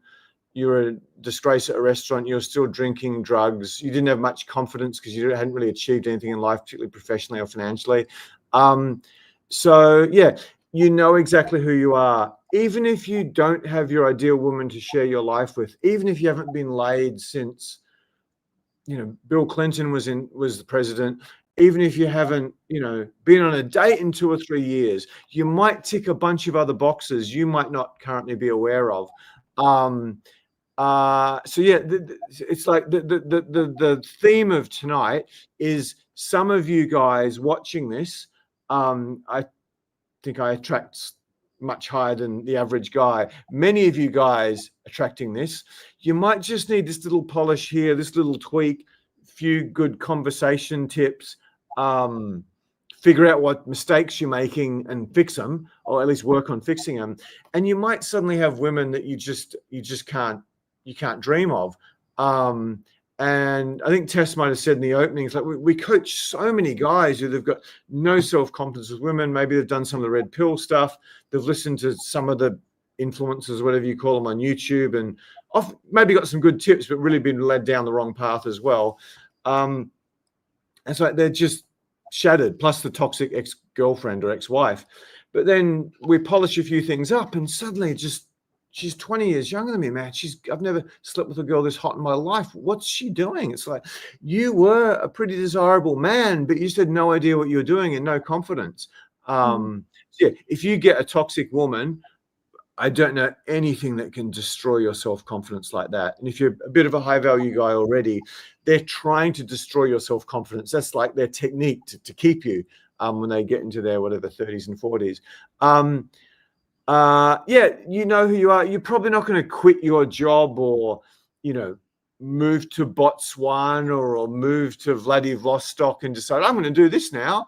When you're a bit older, you're probably not going to go, what I really want to do in life is start a rock band. So yeah, I'm going to give up my job and move in with my parents and just focus all my attention on music. But this is stuff young guys do all the time because you don't really have much life experience, you don't have really much of maturity. I'm not saying you shouldn't start a rock band if that's your passion. I left finance to take 2 or 3 guys out to bars and teach them how to approach girls. Dumbest effing thing any human's done in his life in terms of whatever the business model I was getting into. Yeah, so you're probably not going to make these mistakes when you've got a bit more life experience, unless you've got the capital to do this stuff. The test started with this, and we should have probably made this the number 1 point on reflection. If you are dramatically less insecure in yourself at whatever age you are watching this, 45 or 55 or 38 or whatever the number is for you, 65, if you find yourself dramatically less insecure at this age than when you were younger and maybe had better abs and more muscles, then you could well be an attractive older man. That's such an important point. I'll say it again. If at the age you are now, you are dramatically less insecure about yourself than you were when you were in your 20s or 30s, you could well be a very attractive older man to younger women. For those of you who've watched a bit of this, hopefully you get the point from all the stuff we've covered tonight, plus our all our previous YouTube lives and other stuff you see in the channel. Yeah, just women want confident men. Women want men who aren't insecure. That is a very, very precious commodity in America, in Australia, in Canada, in most of Western Europe in 2025, and it has been for the last 10 or 15 years. The red pill guys don't talk, the ones I've been exposed to don't talk about this. So if you are pretty secure in yourself in many ways, but maybe not with women, you're potentially a really attractive older guy, a seriously attractive older guy, given all the stuff that we've talked about. I try not to talk about me. I could do client examples, but yeah, I've had so many girls remark. I've had girls I was dating having threesomes with, say in front of all my other female coaches, how confident is James on a scale of 1 to 10? And she just said, oh, 10, 12, 15. It's like no one's even close. And then you look at whatever results I've had with women. Yeah, it's just, yeah, there's from a great book. It's not very well written literature, a book by Ayn Rand. I'm not going to try to quote it verbatim. I'm 100% sure about every word that comes out of my mouth. Sometimes I'm wrong and I need to apologize. And I think that could potentially be one of my biggest assets of all with women. So that's probably too high a bar to set. I've traveled a lot and had success at a young age. But yeah, if you're pretty sure of everything you say and everything you do, you could be an attractive older man. You really could be an attractive older man. You just need someone to polish you up, get you to stop doing a few things, and you'll be there. Which, yeah, my wealthy friends say, dude, you got to ask them to click the link every time you breathe, which I'm not going to do. But yeah, if you can book a date with Tess and she can take the first step to turning you into that guy. Next thing is, we'll get to that in a second. We better get back to the questions. Tess, can you get back to questions? We haven't been very good with that. Yeah, no worries. Yeah, guys, just reiterating what James was saying. I still do have a couple of sessions left for tomorrow. You guys are the easiest, but also my favorite clients to work with. You have these skills, but are just having trouble actually translating that to meeting the kind of women you're after. So yeah, if this is you, if this resonates with you, please click the link. I'd love to help you out to just polish you up, because there probably isn't that much stuff that I need to do to really help you really succeed with women. So it could be super simple and easy for you guys. Please book in with me. I'd love to help you. Let's go back to the questions. Just keep asking yourself, would you want to date yourself when you were 25 or 30 or 35, or the age of the guy that you think is going to be stealing your girls? Did you have much life experience? Did you have much whatever? Anyway, it's so important. Let's have a look. Sorry, I'm just gonna.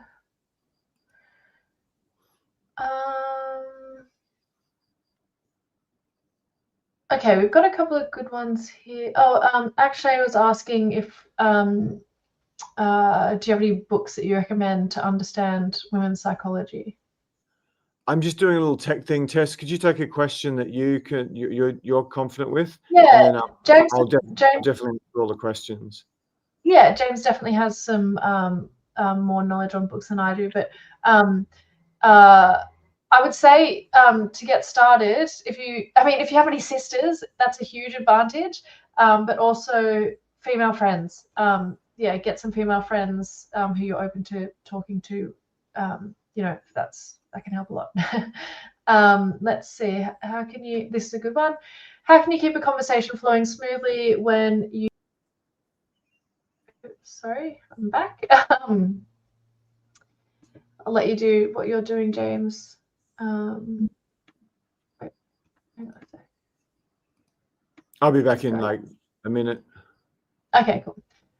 So how can you keep a conversation flowing smoothly when you run out of things to say and reduce the awkwardness of finding the right words? Cool. So it's completely normal to have to potentially pause and find the right words for a question you want to ask. So first of all, just don't make it awkward. Don't be like, what do I say? As long as you maintain good eye contact and smile, and potentially, you can even joke about it and say like, I lost my train of thought. What was I going to say next? Completely natural. It's fine. Just be cool. But in terms of the technicalities of keeping the conversation flowing, it really comes down to being a better listener. So you definitely want to train your listening skills, which is a lot of what we do in my coaching as well. But you want to listen to all of the pieces of bonus information that she's given you. So if you ask a question, and ideally it would be a high quality, like open-ended question, where she gives you a lot of information to work with, not just answering your question. If you ask a closed question, she's going to give you a very limited amount of information. It becomes hard for the conversation to flow smoothly because you don't have much to work with. if you're asking good questions, you get good answers. And yeah, and then when you're listening to all of the bonus information that she gives you, you just use some of that for it to keep flowing smoothly in the same direction. You just transition every now and then when she loses energy around a topic. But yeah, it comes down to listening.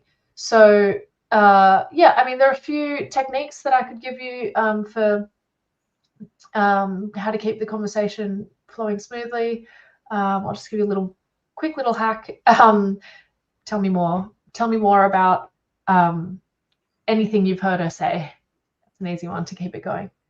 I won't give you too many other hints, because if you want to learn my secrets, you guys have got to book in with me.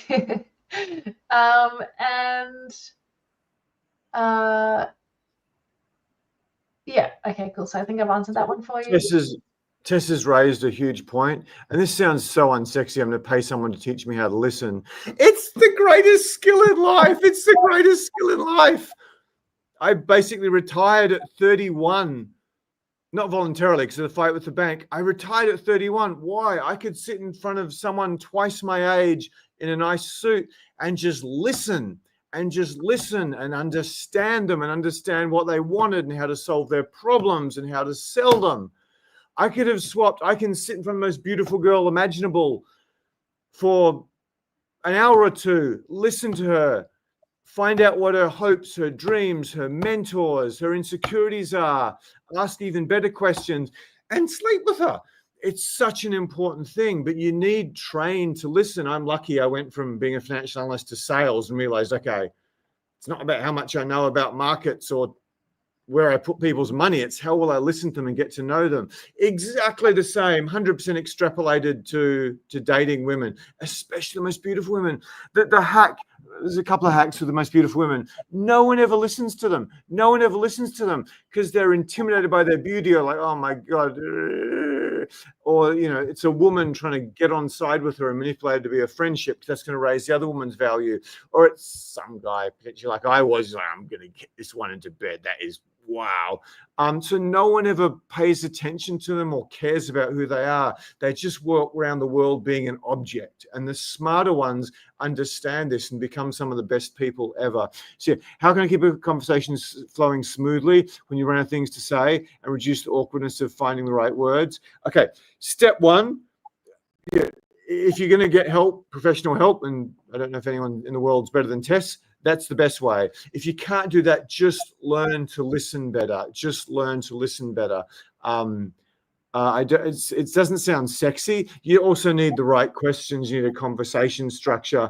You probably need to present yourself quite well. I mean, again, reading signals is so important because she's talking and you can tell whether she's just like waiting for the date to improve or whether she's like really into what she's saying.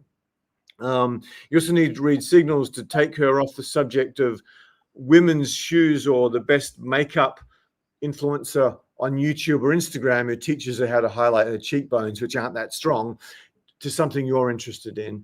So that's very good. Another question, Tess, please. There was one that I balked at that I should have answered.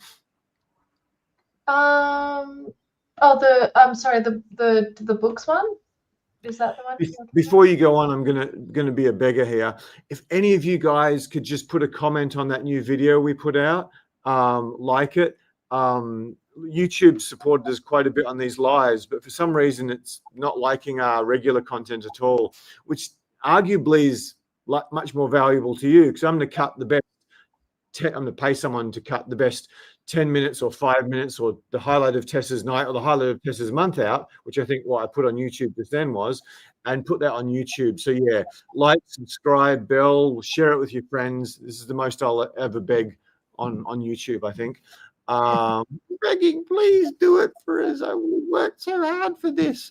We'll help you so much without charging you thousands of dollars. Just give us a little bell. Anyway, I'll stop being a beggar. Thank you. Okay. Thanks. Magnus says he's commented. Thank you so much. Really appreciate it. Cool. So let's see. Oh yeah, this one. A slightly older man, mid-30s, women in their 20s still quite bluntly ask if I'm rich or ask how much I earn. How do I get past this financial expectation from younger women? So I can comment on that, James, or do you want to go ahead? I can certainly comment on it, but the pretty Yeah. girl. Sure. So yeah, I mean, sometimes I would say it's potentially like a bit of a test. So with any of this stuff that's, I would say don't react. Don't be reactive. Just you can just brush it off. You know, if you don't want to answer this question, you can ask her why she's asking, or you know, and then she'll have to come up with some sort of explanation, or because it is quite a superficial question to ask. So if you're challenging her back in a way that's kind of emphasizing that to her, then yeah, she's got to then live up to your test, right? But also if you just give an answer that's lighthearted and change the topic, you'll often be able to steer away from that as well. So yeah, if she's saying, how much money do you earn per year? I think you can just say, well, that's pretty personal. Like, you know, that's, I don't really feel the need to share that information. Or, yeah, or, I don't know, what do you consider to be rich? You know, something like that is a lighthearted way of answering that question. How do you get past this financial expectation from younger women? Yeah, I would say also that, like, if you're finding this happening a lot, I'm not sure what kind of women you're surrounding yourself with, because yeah, women who just blatantly ask how much money you earn, yeah, I'd say it's not an amazing quality. It's not a question that yeah, a high value woman would probably be asking, yeah, unless she's like a gold digger maybe. So I'm not sure who you're surrounding yourself with. What do you think about this, James? Hopefully, what do I know? Yeah, it's happened to me once in my life. And I spent a lot of time in bars, and I spent quite a bit of time approaching women because of my job. It happened once in my life. It happened in the Gansevoort Hotel in Manhattan, and it was a woman, probably 30s. My American accent's not what it used to be. What do you do? Are you a banker? Are you a lawyer? Are you in hedge funds? And she just, sorry, my accent's terrible there. And yeah, once in my life. Now, what happened when I wore that was it was quite cold. So I had this, beautiful tailored jacket on. So this is why I went on earlier on one of my rants. There's a lot of value in the rants, which a lot of people on YouTube might not see, which my clients do see. If you are quite a high value guy and you get all this trouble to impress women, you're just showing how insecure you are. I mean, the world's most famous, the guy who started the whole industry off, he's 6'6". He dresses up like a freak show to get women's attention. He's 6'6". He's a pretty good looking guy. He's got some sort of nerdy charisma. Just wear a pair of jeans and a white t-shirt and some shoes that aren't dreadful. Women are going to throw themselves at you. You're 6'6", man. You don't need all that stuff. But yeah, people just don't understand this. So I would suspect as a slightly older man in your mid-30s, you're presenting yourself in a certain way. You might be going to what are typical gold digger environments. I mean, I still do this. It's hard to get out of. You talk positively about whatever success you've had, maybe subconsciously in order to impress a woman.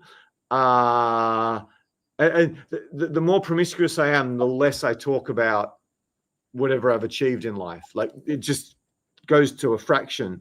But if I meet a girl I'm really crazy about now, and I haven't really been focusing on girls for a while, and I've had all these health problems, that stuff will start to come out, even if I don't mean to, and I teach guys not to do it.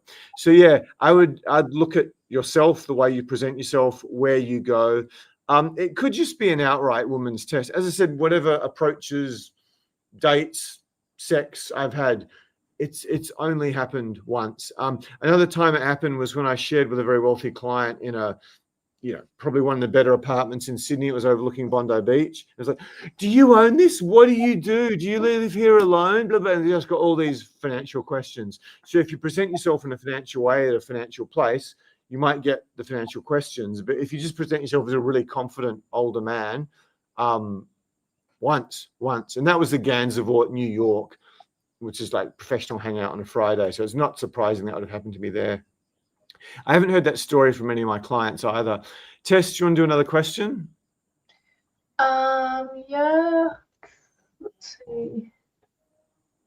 I had a few comments, people saying positive things about your rants, James. If those people could put something nice in our new video, then we'll have lots more of the best of Tess and I chopped up on YouTube for you. I really am begging now. Like one of these nice guys, please go out with me. Please go out with me. You'll break my heart. My last girlfriend treated me badly. You gave me that great blowjob 6 weeks ago. Can you just have another one? Just one more, please, please. I had a guy who's on the rich list in Australia, not America, begging for a hand job. Like he'd get home every day and beg for a hand job. He eventually cheated on the woman and lost a lot of money in 2 or 3 years of his life. And he was like wasn't tall, but he was one of the most high value man you could ever imagine. His staff loved him. His clients loved him. A friend of mine worked for him. I went out to dinner with him a few times. The guy worshipped him like he was a god, his boss. Tess, you want to do that first? Yeah, sure. And we've still got one more point to get through as well tonight. But Luke's asking, what are some signs of insecurities that you see when you're in dates with men? So yeah, I mean, some of the obvious ones, just being nervous, like fidgeting a lot, not being able to hold eye contact. The pitch of your voice going up. Also speaking really fast and rambling as well, or like stealing the spotlight, just talking about yourself a lot. They're all signs of, being nervous on the exterior. But also, I guess beyond that, any signs of like being overly jealous or, insecure when women talk about past relationship experiences or things like that. Or just showing any lack of emotional intelligence as well, being really reactive to certain things. Those are some signs. Sorry, I'm being an idiot. Thanks, Tess, for saving me again. What are your insecurities? What are signs of insecurity? You've asked Tess, but trying too hard, dressing well. That's a big being intimidated by her beauty, which women can tell easily. Talking too much about whoever you are or whatever you've achieved. I mean, there's 1,000 things women are looking for. The thing every man's got to remember is women are, the science says 5 to 10, I think 20 or 30 times better at actually understanding what's going on in the social situation than men, particularly the hot ones, the smart hot ones. So any insecurity you've got, they're going to be burrowing into it. That's why the desirable guys are just getting hammered with tests. The number of guys I've coached who are, or not, I should say no, or met, some of them come to my seminars, they're like, oh, I've had a gut full of this, it's just women, all they do is play games and they're so mean to me and blah, blah, blah, blah. It's all just women's tests. I coached probably worth about 10 mil. Probably the most masculine man I've ever met in Australia, who is still competing certainly training for professional cage fights when he was in his late 40s, maybe even early 50s. And between his mum was a model, and between him being pretty good looking, very well presented after I finished with him, we finished with him, and just testosterone and incredible conversation skills, and just testosterone that came out of just off the charts, like literally.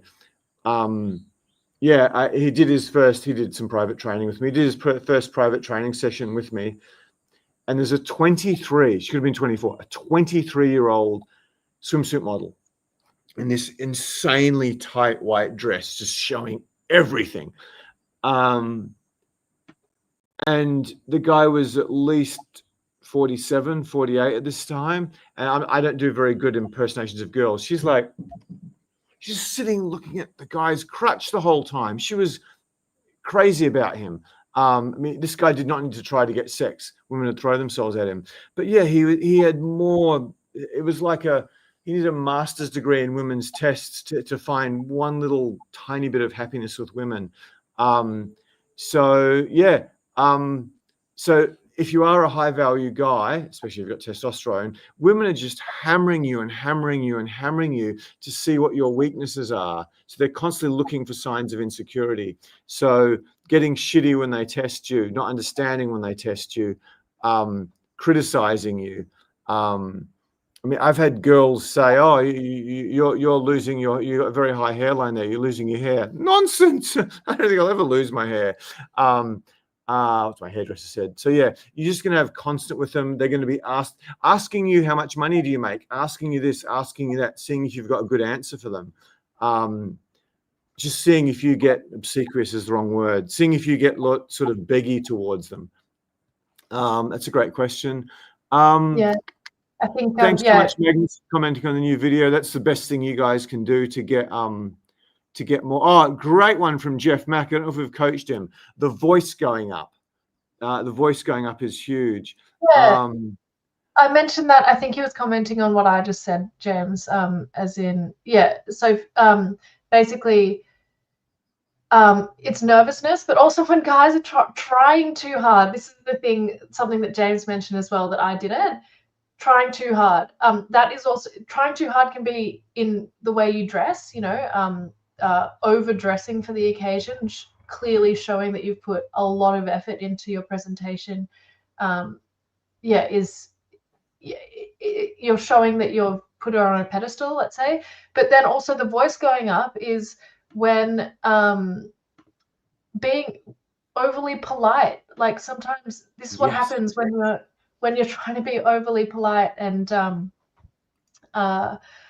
impress her by being tentative. That's what it is. That's what makes the pitch go up. So it just takes away from your masculinity. It shows potential insecurity, lack of confidence. So yeah, that plays into what we've been talking about. And Jeff further on from that said, so are you saying don't dress well? No. So we're saying don't overdress. You should be dressed well for your your clothes should fit well, and that you should be presentable and color tones that suit your skin tone, etc. But if you're going on a dinner date, you don't want to be wearing like a tuxedo. You should just be smart casual, looking sophisticated. You want to look good, but not like you've tried too hard. That's an excellent question from Jeff Mack. I just said something about how, okay. That's an excellent question from Jeff Mack. I believe you shouldn't dress fancy on a date, and I've got a large body of data to study. You want to dress impeccably, but you dress impeccably by having a t-shirt that fits you, a t-shirt that suits your coloring. No woman would ever sleep with me. I wore orange or probably even white. You want to make sure it fits you well. Potentially, you want to make sure it flatters your strong points. I've got like some of the most pathetic man arms you've ever seen. And I'm really skinny, but I also got quite wide shoulders. So if I was going on a date with a girl I really cared about, I'd wear a long sleeve t-shirt. You want it to just highlight the things that are good about you. If you're short, there's a whole bunch of rules you got to follow. If you're a bit overweight, there's a few rules you got to follow. If you're skinny, there's a few rules you got to follow. The colors need to flatter you, and the outfit needs to be appropriate to where you're going. Whereas what a lot of guys do, what a lot of rich guys do, is they try too hard on the date, and the girl goes, "You're trying too hard. I'm not going to sleep with you till date 4. And then you've got all the tests and all the games to survive to get date 4. Whereas her yoga teacher takes her home from a class and bangs her, whereas the rich guy's waiting forever and ever and ever. So yeah, you do dress well, you dress impeccably. Ideally, you'd get your clothes made by a tailor, but you just wear t-shirts or cool trainers. Not that cool. and just keep everything very plain if you're an older, more desirable guy. So yeah, that's an excellent question, Jeff Mack. Thank you. So dress impeccably, but don't try too hard. I should have probably said. And so many guys just try far too hard. You wash their car and bring her flowers and tell her how pretty she is and how pretty her eyes is 25 times, and pay for everything and spend too much. So yeah. Cool. So should we get on to our last point, James? So a quick hi to Wayne, one of our clients. Great you're here. There's a lot of good value here. Wayne. So this is a woman's test. Tess told me a while ago, will we get to one of our points? I want to get on. I got that, but there was so much happening that I wanted to do something other than spend my Sunday night in a YouTube live. And we don't usually, we've usually finished by now. No, sorry, Tess, I'm not having a go at you at all. I'm just giving an example of how women communicate things very, very subtly. And most guys are like, oh, okay, but the clients are enjoying it. We should keep doing the questions. Whereas that's a message from my very best coach possibly ever to say, hey, I'd really like to do more than spend 3 hours of my Sunday night answering questions about dating. I do have other things to do, Mr. James. So I'm not having to go at you in any way, shape, or form. No. Please say about you. Please, guys, I love being here. I love answering the questions. I love being here. It's just I also have the task of keeping us on track because James can get carried away, and the title of today was 7 points, so we still do need to get to the 7th one. See how this is when you know you've got a good woman. I fucked up, but she's so sweet and lovely and kind about it.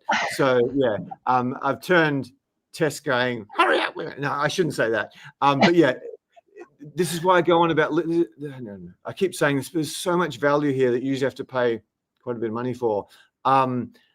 Which is why you should like our new video that's up on the regular channel.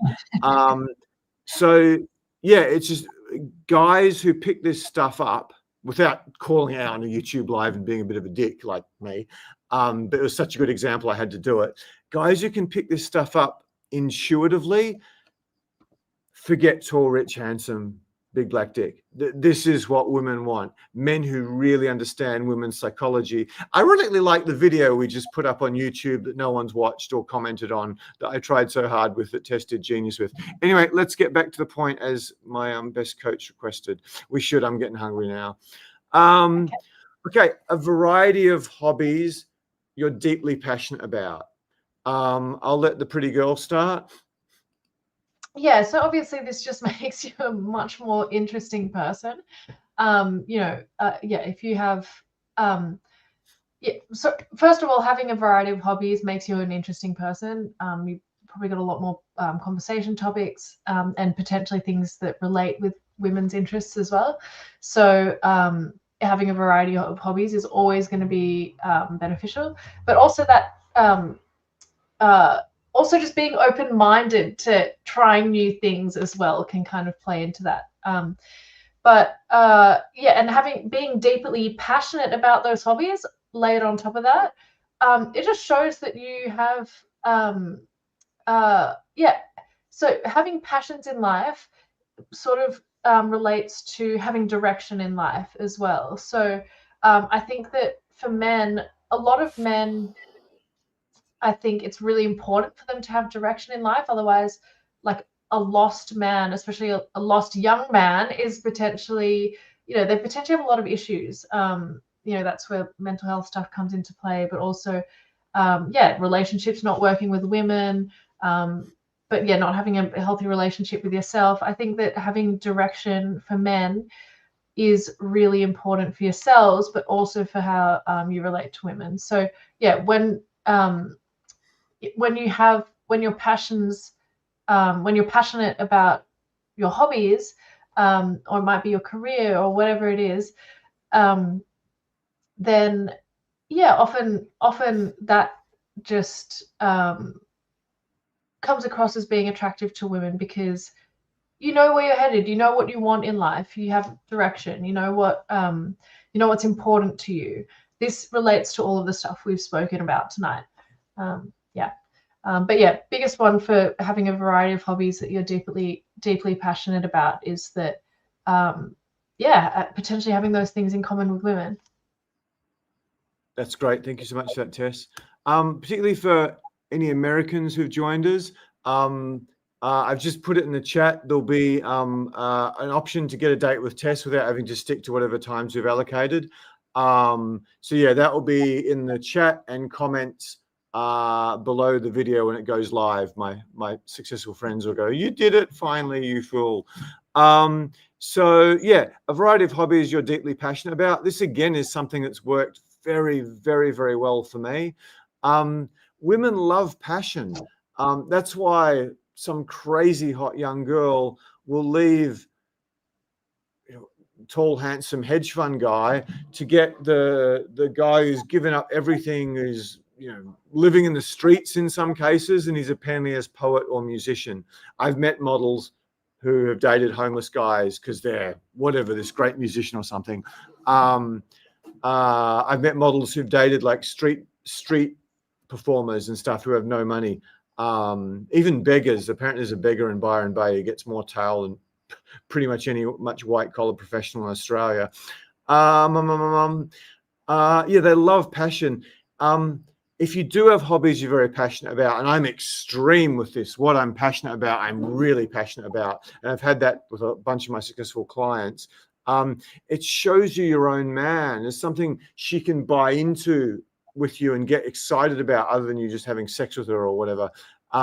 It shows, and this is true for so many successful guys, it shows you've got interests and value and drive beyond make money, invest money, make more money, buy the latest German car, nice things, get my dick sucked by some hot young girl who I can show off to me friends, and maybe find a woman who's not toxic as shit and doesn't take half me money. Yeah, because that's what a lot of the most successful guys have. That's really all they have to offer. I'm serious. I coach so many of them. I'm exaggerating a bit, but I coach one guy who's making $550. This is in the late 2000s. Could have been the start of the 2010s. And I went to his place. He lives right beside Russell Crowe, the Australian actor. And I'm like, yeah, it's a nice place. But all he had was business biographies and this big screen TV, like bigger than some people's living room. And then the only books he had were like page-turning thrillers, whatever, Matthew Riley, I can't remember the names of them. And yeah, he had pictures of Goodfellas and Scarface and Taxi Driver. Didn't have a novel anywhere. And he just didn't have an interest because he just worked the whole time. He's a very, very, very smart guy. He was an actuary. But yeah, I mean, he's struggling with women, even though he's over 6 foot and he's pretty good looking and all that. So yeah, having passion, having hobbies, having things you're passionate about is so attractive to women. So attractive to women. Jackie, I don't know if we put it on YouTube, but she talked so passionately about that. How, I don't want to say. Yeah, I mean, she dated a guy who was a skateboarder, not like a great one or a famous one or a rich one. And he just, wherever he went, he lived in his van. But yeah, anyway, she moved in with him and whatever else. And like, yeah, and the next boyfriend was a finance guy who owned the best restaurant in Sydney in terms of expensive ones. Then prior to that, it was like an AFL player who was second in the Brownlow or first draft pick or something. Then she goes to this penniless dude who was just really into skateboarding, which isn't exactly NBA basketball in terms of list of sports that women are most attractive to, but he was really passionate about it. She's this model from a very wealthy family in Sydney, very wealthy family. Her dad's like semi-famous for what he does, in that genre. She goes from any guy she wants to living in a van with some hippie skateboarder because he's really passionate about what he did. I think. Do you want to touch on that, Tess? Yeah, I think that I can see that happening because it's again, that's by what you're describing. That person's probably had quite high self-esteem, wasn't insecure, about living in a van, he knows who he is. He knows what his passions are, right? And he's not trying hard super hard to impress. He's just being himself, being comfortable in his own skin. That is really attractive to women. So yeah, I can see how that would be attractive for her, because she's probably used to guys trying really, really hard around her, you know, and putting her on a pedestal. But if this guy wasn't doing that, she's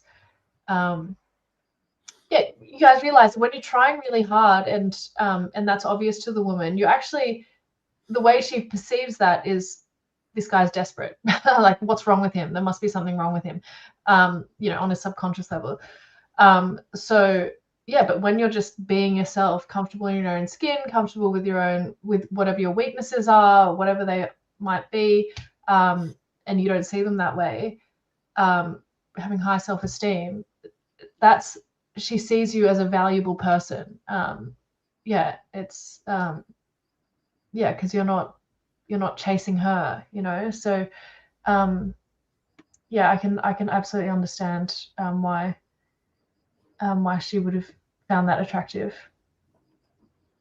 Yeah, I mean, think about yourself. I mean, I was living with a model. I won't give her occupation or something, who is, you know, to many guys a 10.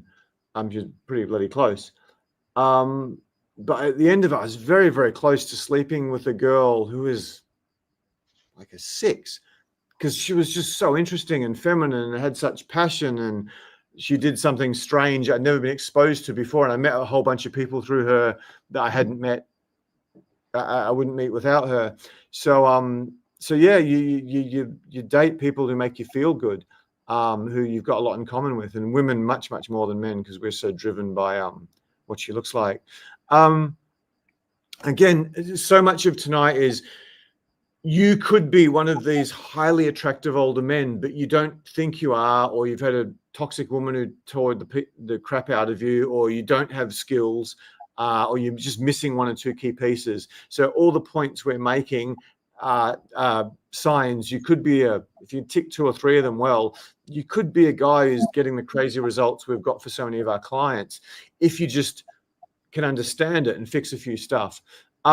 Again, if there's an age gap and whatever, you're really into, if I've said this before, tell me, you're really into jiu-jitsu, you're really good at that, you're really into travel, you're really good at that. That's helped me so much. Or I keep doing the stuff I'm interested in. You're really into Egyptian history, or I don't even know. Help me, Tess. What's some obscure thing a guy could be interested in that a girl might also be interested in? Into yoga is huge. Into meditation, enormous. A lot of girls won't date a guy. A lot of hot girls won't date a guy who won't meditate. What are some guy-friendly things that girls might like? Honestly, whatever it might be, just being entrepreneurial, like having ideas, having energy to give towards things. Yeah, being passionate about, I don't know, food, anything really. It just shows. Yeah, exactly. Yeah, just having that energy that you're focusing towards something. Yeah, it tells a lot about yeah, your personality, but also you know, where you are in your life. That's an insanely good example, Tess. Thank you. One of the hottest girls I've ever seen in Sydney, who is wonderful, just wonderful, and very feminine. It's one of the only times I was attracted to a woman a bit older than my usual target market. She was dating a chef.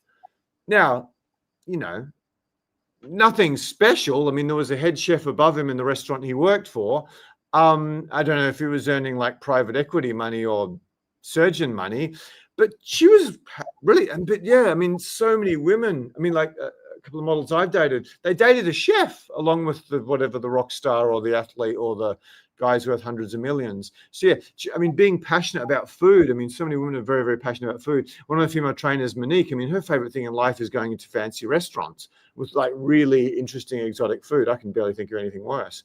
You get there and they freaking starve you. You're hungry. It's like there's 15 courses they bring out over the course of 3 hours.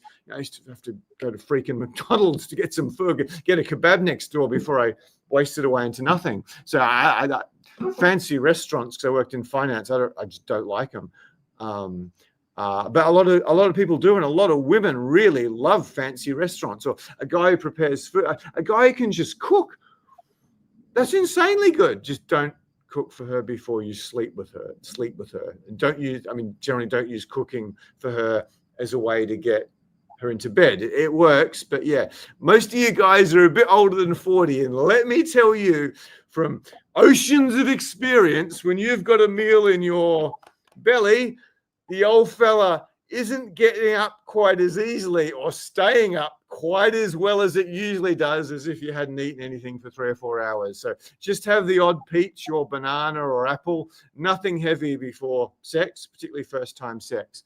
So yeah, food. Can you think of any other examples of stuff that women are really passionate about that some guy might do? Someone said Lego. Who asked about Lego? Lego. I think that might have been not tonight, another time. But Lego, potentially the women who are interested in Lego. Yeah, whatever your passion is, literally, even if it's not something that women are interested in, just having that passion and that energy towards something is attractive. If it is something that is female friendly, like yoga or food or health and fitness, a lot of things in health and fitness.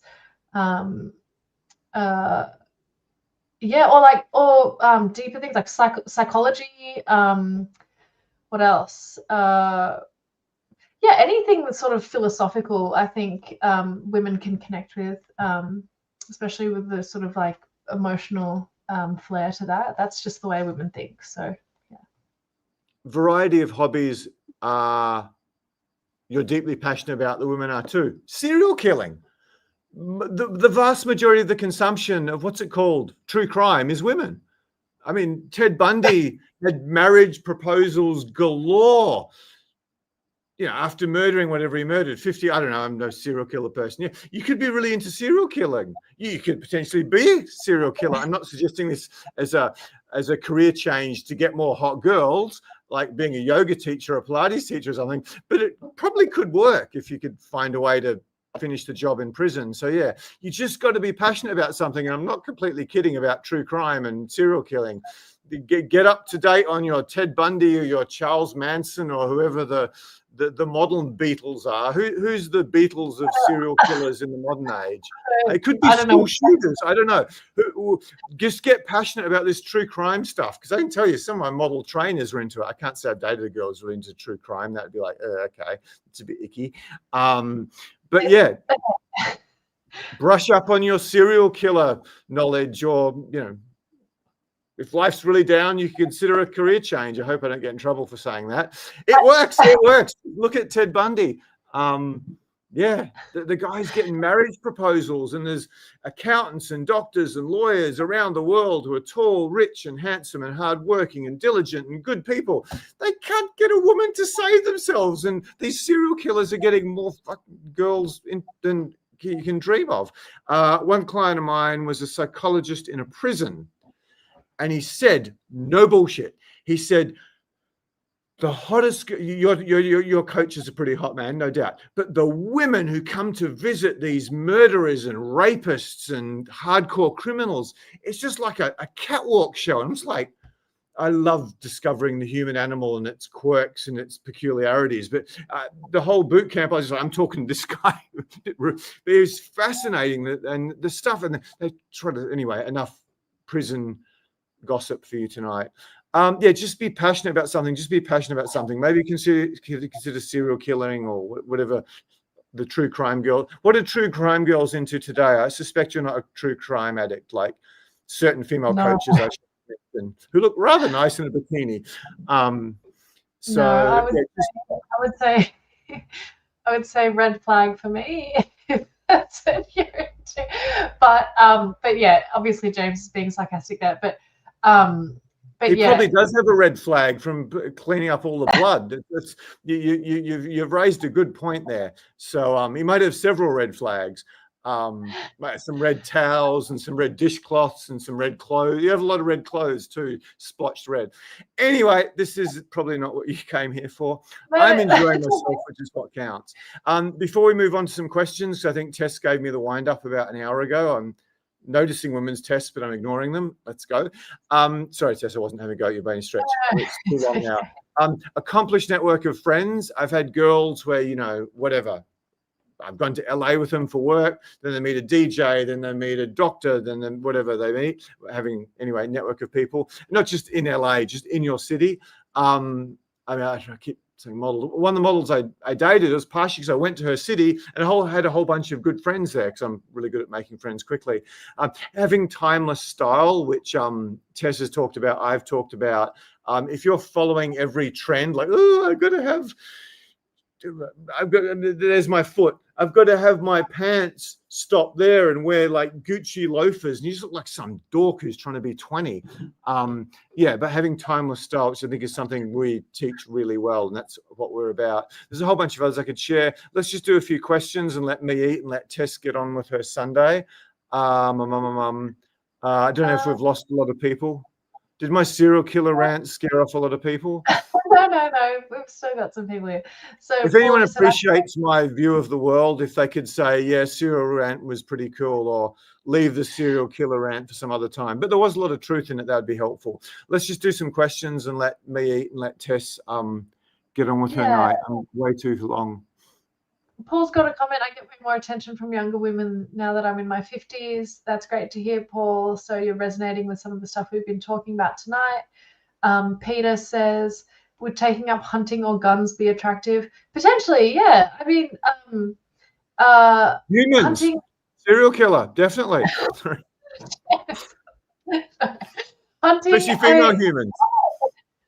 Why not? Why not hunting? I mean, it depends, and obviously not like, maybe not hunting like rare species or something. That might, yeah, some women might not be into that. Some women, might not like hunting in general because they don't like hurting animals. So yeah, I'm not sure, but if I guess if you're taking the viewpoint of like being self-sufficient and sustainable hunting, I think that could be definitely attractive to women. That's so insanely attractive to women. Yeah.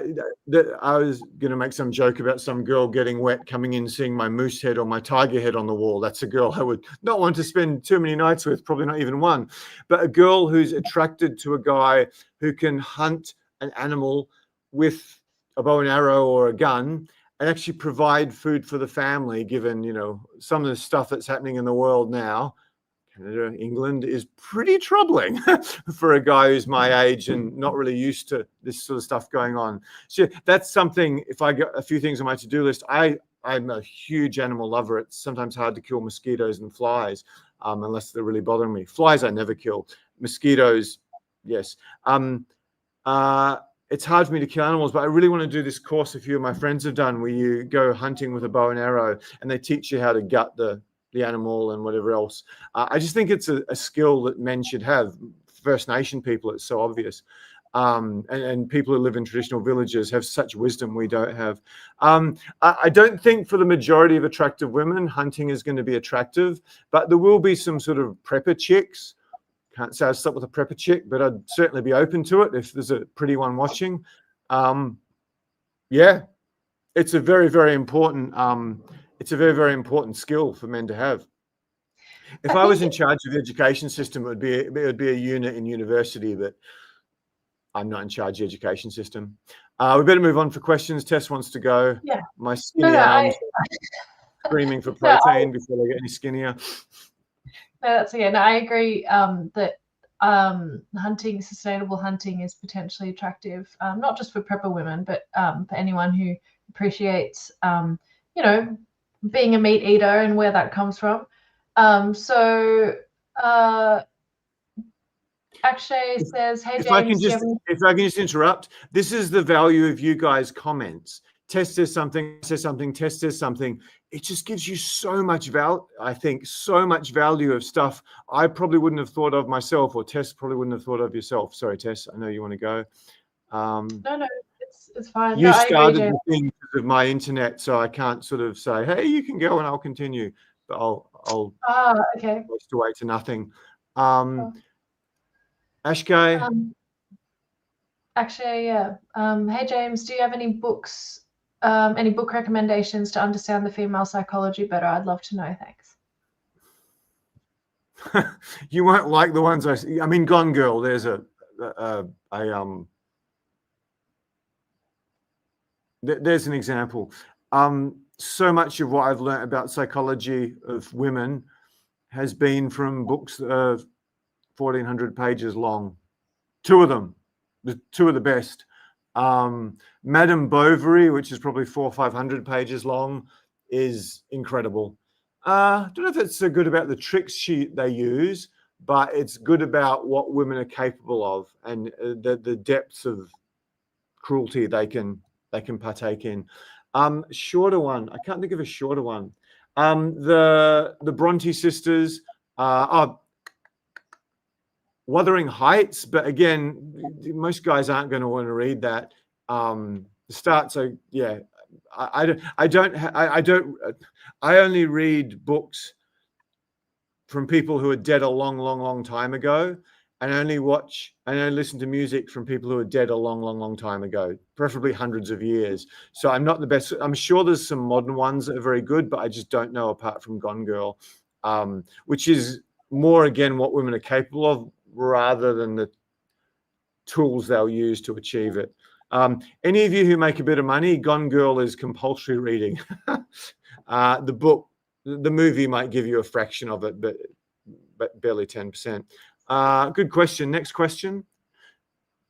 Do Gone Girl, then if you want to get a bit literary, get into Madame Bovary. Let's have a look. I'm not sure if I had more fun reading War and Peace than most of the girls I've slept with in my life, by the way. I'm a little bit of a fan of Leo Tolstoy, just a little bit. There was one. Oh yeah, Magnus was still interested if you have tips for women in their 40s. That's such a good question. What other questions do we have? I might have to leave that to another one. Magnus is on. If anyone still has a pressing question that we've missed, please post that again. We're cutting it here. I've got to be respectful to Tess. I think this is it. By the way, when I talk about I'm not doing Scorsese movies anymore, I mean 3-hour YouTube lives. Yeah, I don't know if YouTube likes it either. I'd have so many tips for women in their 40s. And if you could ask me this again, Magnus, I know you're one of our beloved regulars, an old client too. I was at a party that I got invited to. It was the 30th birthday or the 32nd birthday of a girl who was a model who'd traveled around the world, who was very, very interesting. She was very, very skinny, and she'd had stuff done to her. So I wasn't overly attracted, given I had 2 at the time who were early 20s. But she was very, very interesting. You know, I went to her party and I sat and watched her. There was this Russian girl she really wanted, and she was trying to recruit me and my girlfriend to go to a strip club, which is really not my thing, in order to get her. And when she saw that I wasn't really buying into that, I'd happily sleep with the 2 of them, but I wasn't really going to go to a strip club. And when she saw I wasn't really buying into it, she just says, I've got to go this alone. And I was watching her seduce her. Have any of you seen Michael Jordan's dunk on Patrick Ewing? My basketball knowledge isn't that great. Is it John Starks? He grabs the ball, runs away from John Starks faster than any other basketball player that's ever been. He runs into one of the greatest walls in NBA history. What's his name? Anthony Mason, probably Karl Malone size when he loves basketball. And then he turns around and he runs the other way. And then he does this pivot thing that most ballerinas I've seen in Russia couldn't even imagine. Then he runs up to a 7'1", 7'2" center and just slams Spalding down his forehead. I'm just like, I just saw God. Like Larry Bird said, just saw God playing basketball. I'm not a big sports watcher. Michael Jordan wrecked it for me because no one's ever going to do that again. That's, to me, a professional seduction dating coach who's had his fair share. That's what watching this woman seduce this Russian girl was like for me. It's like, that is Jordan dunking on Patrick Ewing. That is so beyond the realms of anything I can ever imagine possible. Like one of his he's getting beat up, he's in a headlock, he's got his eyes covered, he's bleeding, and he still does some sort of flick, like Australian leg spin thing with the ball, and it goes in. Similar sort of genre of wow. So yeah, there are a set of skills. There are a set of skills that a woman needs to be successful in seducing a man. And there's a set of skills a woman needs to be successful in seducing a woman. There's a huge amount of overlap for that. If this woman set her sights on most men, you would be a helpless duck. You would be hopeless. You'd be useless. You'd be incompetent. You'd have no chance. She'd destroy you. I've dated a few guys who are at that, girls who are at that sort of level. So yeah, it's very similar to what I teach. It's high level social intelligence. It's high level understanding of male psychology. It's high level understanding of the mistakes all your contemporaries, the girls you're competing against, are making. It's a bit of experience. It's having male friends and understanding the male better. It's having a hunger for men and women. So there's all these things that women can do: touch, eye contact, body language, conversation skills, style, reading men's signals, understanding how simple men are vis-a-vis women. All the stuff we teach, if I put enough time and effort into it and got a few good female mentors, and I can think of girls I dated who were very, very good at picking up men vis-a-vis some other girls I dated who were pretty awful at it. And often the models were the ones who were pretty awful at it because they never needed to. So yeah, there's a whole skill set quite similar to what we teach men that will help women get the man they want, even in their 40s or 50s. They just need to learn it.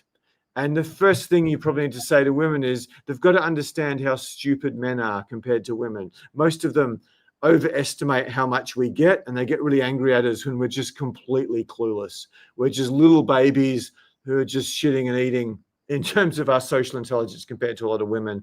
They also need to give guys who might not tick every box a chance and find they might have a really, really, really good man there. That's why my mission, thanks to Irvin, is to, number one, bring men and women together and make them happy. Number two, to protect decent, hardworking men from toxic women, which I've had a lot of experience in my life. And number three is to redistribute these great, decent, hardworking, good men to the oceans of single, educated, accomplished, beautiful, single women who are not toxic, who take a really weak, pathetic man to go toxic, who are sitting home with their cats and their red wine, just thinking about suicide, watching menopause come at them at 100 miles an hour, while many of them have achieved a lot and done a lot. So there's this huge mismatch in which men get the best women and which women get the best men. And my mission in life is to correct it, because I've been a victim of it. And it's not just the men and the women. It's like the kids are all screwed up, particularly in the wealthy suburbs, because none of them have a mother and none of them have a father. And it's just some hot, rich guy who's got the hottest girl who'd suck his dick, and they ended up in a relationship with her tricks she used on him.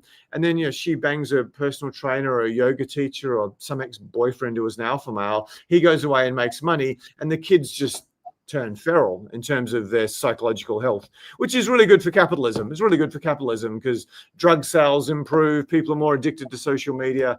Anyway, thanks for the rant. I don't know, that rant might have been a bit of a struggle, but that truly is my mission in life. And while I'm on it, I'll sign off on this.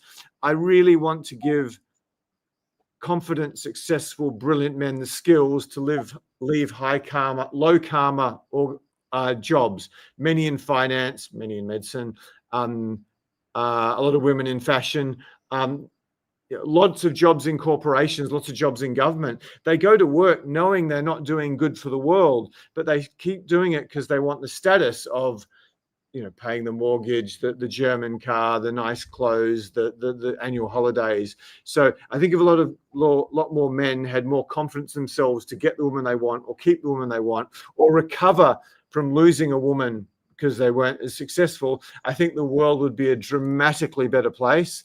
And I'll rest my case. Look what happened in the Western world in the last 5 years, if you need any more proof of that. Okay, Tess is giving me the final wind up. That's it. Sorry, that was an excellent, guys. Thank you so much, guys. And again, thanks for our regulars. Thanks for all the awesome comments and questions. We really appreciate having you guys here. Let me just take this off the screen. Cool. Yeah, don't forget to like and subscribe. I'm going to put the little button on the screen as well because I like doing that. Thanks, guys. And I still do have another spot for tomorrow. I would absolutely love to work with some of you guys. You've had great questions. And if you resonate with any of the stuff we've spoken about tonight, it could be really easy for us to just polish up a few things and for you guys to be a lot more successful with women and getting the kind of women that you haven't been having success with in the past. I'd love to help you with that. Looking forward to seeing you guys next time, and bye for now. And if you're enjoying this, the latest video we put on YouTube on the regular, not the lives, if you could like, comment, whatever, the more support YouTube gives us, the more support we guys will give you. Anyway, hopefully the rants weren't too much tonight. See you next time. See you guys.